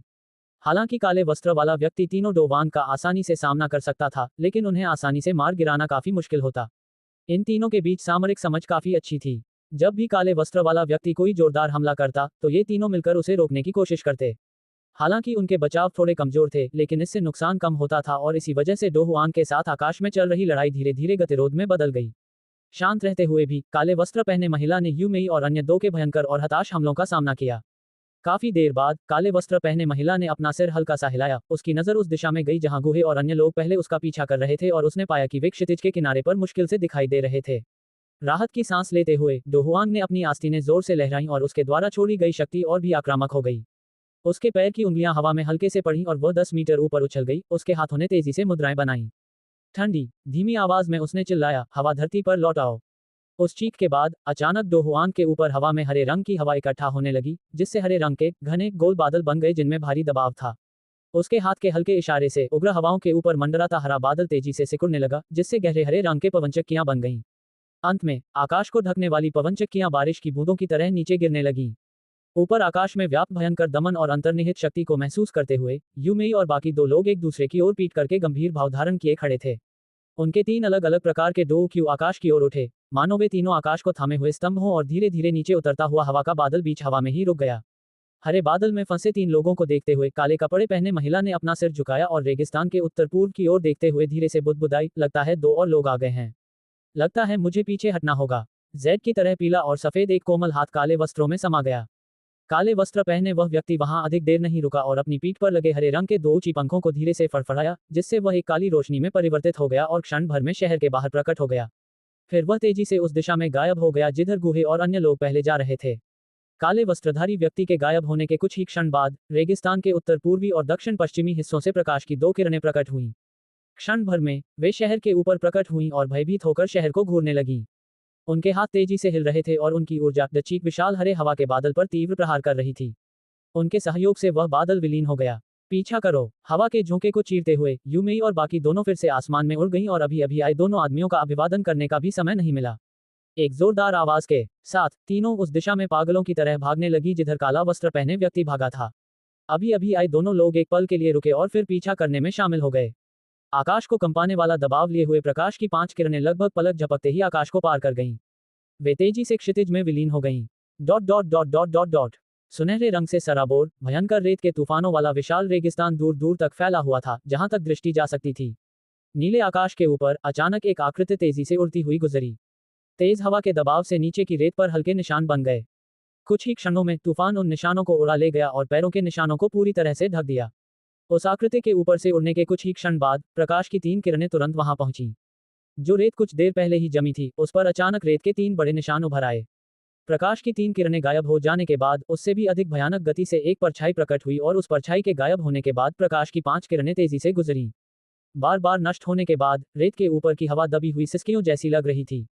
शाओयान ने एक हाथ में हरे कमल को पकड़े हुए अपने बैंगनी बादल के पंखों को बेतहाशा फड़फड़ाया। तूफान से गति प्राप्त करते हुए उसकी गति रेगिस्तानी क्षेत्र के सबसे कुशल उड़ने वाले जानवरों से भी कहीं अधिक भयानक थी। यदि लाओ याओ ने उसे दिशा निर्देश न दिए होते तो शाओयान इस रेगिस्तान में खो जाता, जहां कोई भी निशान नहीं था। जैसे ही शाओयान ने 2 ऊर्जा पुनर्प्राप्ति गोलियां निगली, उसकी जीभ चटक उठी। इतने कम समय में उसके मुंह में मौजूद ऊर्जा पुनर्प्राप्ति गोलियां आधी से भी कम हो गईं। इससे ही कोई अंदाजा लगा सकता है कि सुरक्षा की परवाह किए बिना लापरवाही से उड़ान भरने से कितनी भयावह ऊर्जा की खपत होती होगी। एक बार फिर दूर आसमान में उड़ते हुए जियाओयान के चेहरे का तनाव बदल गया। उसने सिर को थोड़ा सा घुमाकर देखा कि उसकी दृष्टि के किनारे पर मौजूद 3 काली आकृतियां उसके करीब आ रही थीं। धिक्कार है, ये बदमाश तो हद ही कर रहे हैं। गूहे और उसके साथियों को करीब आते देख शियाओयान घबरा गया। ये तीनों ही डोऊ वांग थे। सच में, उनके एक थप्पड़ से ही शियाओयान मर सकता था। महोदय, जियामा साम्राज्य के गूहे आपसे दिव्य ज्वाला को उसके मूल स्वामी को लौटाने का अनुरोध करते हैं। कृपया निश्चिंत रहें, दिव्य ज्वाला पूरी तरह से अक्षुण्ण है, इसलिए गूहे आपको किसी भी प्रकार की हानि नहीं होने देंगे। ये गर्जना दाऊची से और भी प्रबल हो गई और रेगिस्तान में गूंजती हुई क्रोधी गड़गड़ाहट की तरह सुनाई दी, मानो रुक ही नहीं रही हो। अगर मैं इसे तुम्हें सौंप दूं तो मैं मूर्ख होऊंगा। शियाओयान ने मन ही मन दबी आवाज में कुछ कहा, फिर नजरें वापस घुमाईं और जोर से बड़बड़ाने लगा। डोऊ वांग शांति से बोल रहे थे, लेकिन जैसे जैसे दोनों पक्षों के बीच की दूरी तेजी से कम होती गई, उनकी गति बढ़ती गई। गूहे के प्रश्न का उत्तर दिए बिना जियाओयान आगे की ओर ध्यान केंद्रित करने ही वाला था कि उसकी आंखें सिकुड़ गईं जब उसने देखा कि गूहे के समूह के ठीक पीछे एक परछाई बेहद भयानक गति से आ रही थी। आकाश में युद्ध सी 220 अध्याय 220 हजारों किलोमीटर की भागदौड़। ये तो बुरा हुआ, डोहुआंग हमारा पीछा कर रहा है। उसकी रफ्तार कितनी भयानक है। डोहुआंग को नाग मानवों की बाधा से तेजी से बचकर उसका पीछा करते देख शियाओयान के सिर की त्वचा सुन्न हो गई। उसने मन ही मन जल्दी से कहा, गुरुजी, मुझे पता है, बाकी की यात्रा के लिए मुझे आपकी भागने में मदद करने दीजिए। दूसरी तरफ बहुत सारे लोग हैं, इसलिए हम उनके कारण देरी नहीं कर सकते। वरना अगर मैं आपको भागने में कामयाब भी हो जाऊं तो वो स्वर्गीय ज्वाला चुरा लेंगे। इस समय याओलाओ की आवाज में एक अलग ही गंभीरता थी। एक डोहुआंग और 3 डोवांग से बनी टुकड़ी को वह भी इस समय हल्के में नहीं ले सकता था। ठीक है, मैं इसे आप पर छोड़ता हूं। चाहे कुछ भी हो जाए, हम स्वर्गीय ज्वाला को दोबारा नहीं खो सकते। जियाओयान ने भारी मन से सिर हिलाया और कड़वी मुस्कान के साथ गंभीरता से अनुरोध किया। के मुझे पता है। मुस्कुराते हुए सहमति जताने के बाद याओलाओ धीरे धीरे चुप हो गया। शियाओयान के शरीर से एक अतुलनीय प्रचंड आध्यात्मिक शक्ति का तीव्र प्रवाह हुआ। पलक झपकते ही उसने शियाओयान के शरीर पर नियंत्रण कर लिया। याओलाओ की आध्यात्मिक शक्ति के उमड़ते ही शियाओयान का शरीर हल्का सा कांप उठा। बैंगनी बादल के पंखों की पीठ पर एक हल्का बैंगनी रंग का बादल टैटू बन गया और धीरे धीरे हल्की बैंगनी रेखाएं उभरने लगीं। रेखाओं के भीतर धीमी गति से तैरती रोशनी ने इसे एक जीवित वस्तु जैसा बना दिया, जो रहस्यमय और जादुई दोनों था। इस तरह की विचित्र घटना तभी प्रकट होती थी जब पर्पल क्लाउड विंग्स अपनी चरम सीमा पर पहुंच जाते थे। शियाओयान की वर्तमान शक्ति के साथ वह ऐसा करने में सक्षम नहीं था। हालांकि याओलाओ के लिए यह बहुत ही सरल बात थी। बैंगनी बादल की रेखाएं बैंगनी बादल के पंखों पर दिखाई देने के बाद शियाओयान की उड़ने की गति अचानक दोगुनी से भी अधिक बढ़ गई। इस अविश्वसनीय गति के कारण हवा में एक जोरदार ध्वनि उत्पन्न हुई। इससे शियाओयान की वर्तमान गति की भयावहता का अंदाजा लगाया जा सकता था।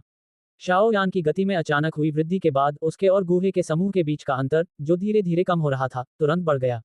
गूहे और बाकी 2 लोग अपने सामने काफी दूरी पर मौजूद उस आकृति को देखकर अचंभित रह गए, जो मानो टेलीपोर्ट हो रही थी। उनके मन में एक अजीब सी बेबसी छा गई। ये गति बहुत तेज थी। इसकी तुलना पवन शक्ति वाले डोहुआंग की गति से की जा सकती थी। कहीं वो आदमी भी डोहुआंग तो नहीं है। यह विचार गूहे के मन में कौंध गया, जिससे उसके चेहरे पर हल्का सा बदलाव आ गया। हालांकि उसने तुरंत अपनी मुट्ठी भींच ली। चाहे सामने वाला दो हुआंग ही क्यों न हो, गूहे उसे स्वर्गीय ज्वाला को सफलतापूर्वक ले जाने नहीं देगा। उसने जियामा साम्राज्य के 10 सबसे शक्तिशाली लोगों में से यान शी और फैंग ली को आमंत्रित करने के लिए बेहद उदार पुरस्कार दिए थे, ताकि वे जोखिम उठाकर भीतरी रेगिस्तान में प्रवेश करें और उसके साथ स्वर्गीय ज्वाला चुराने चलें। इसलिए चाहे कुछ भी हो जाए, वह इस स्वर्गीय ज्वाला को नहीं छोड़ेगा। चाहे सामने वाला दो हुआंग ही क्यों न हो, उसके लिए हार मानना नामुमकिन था।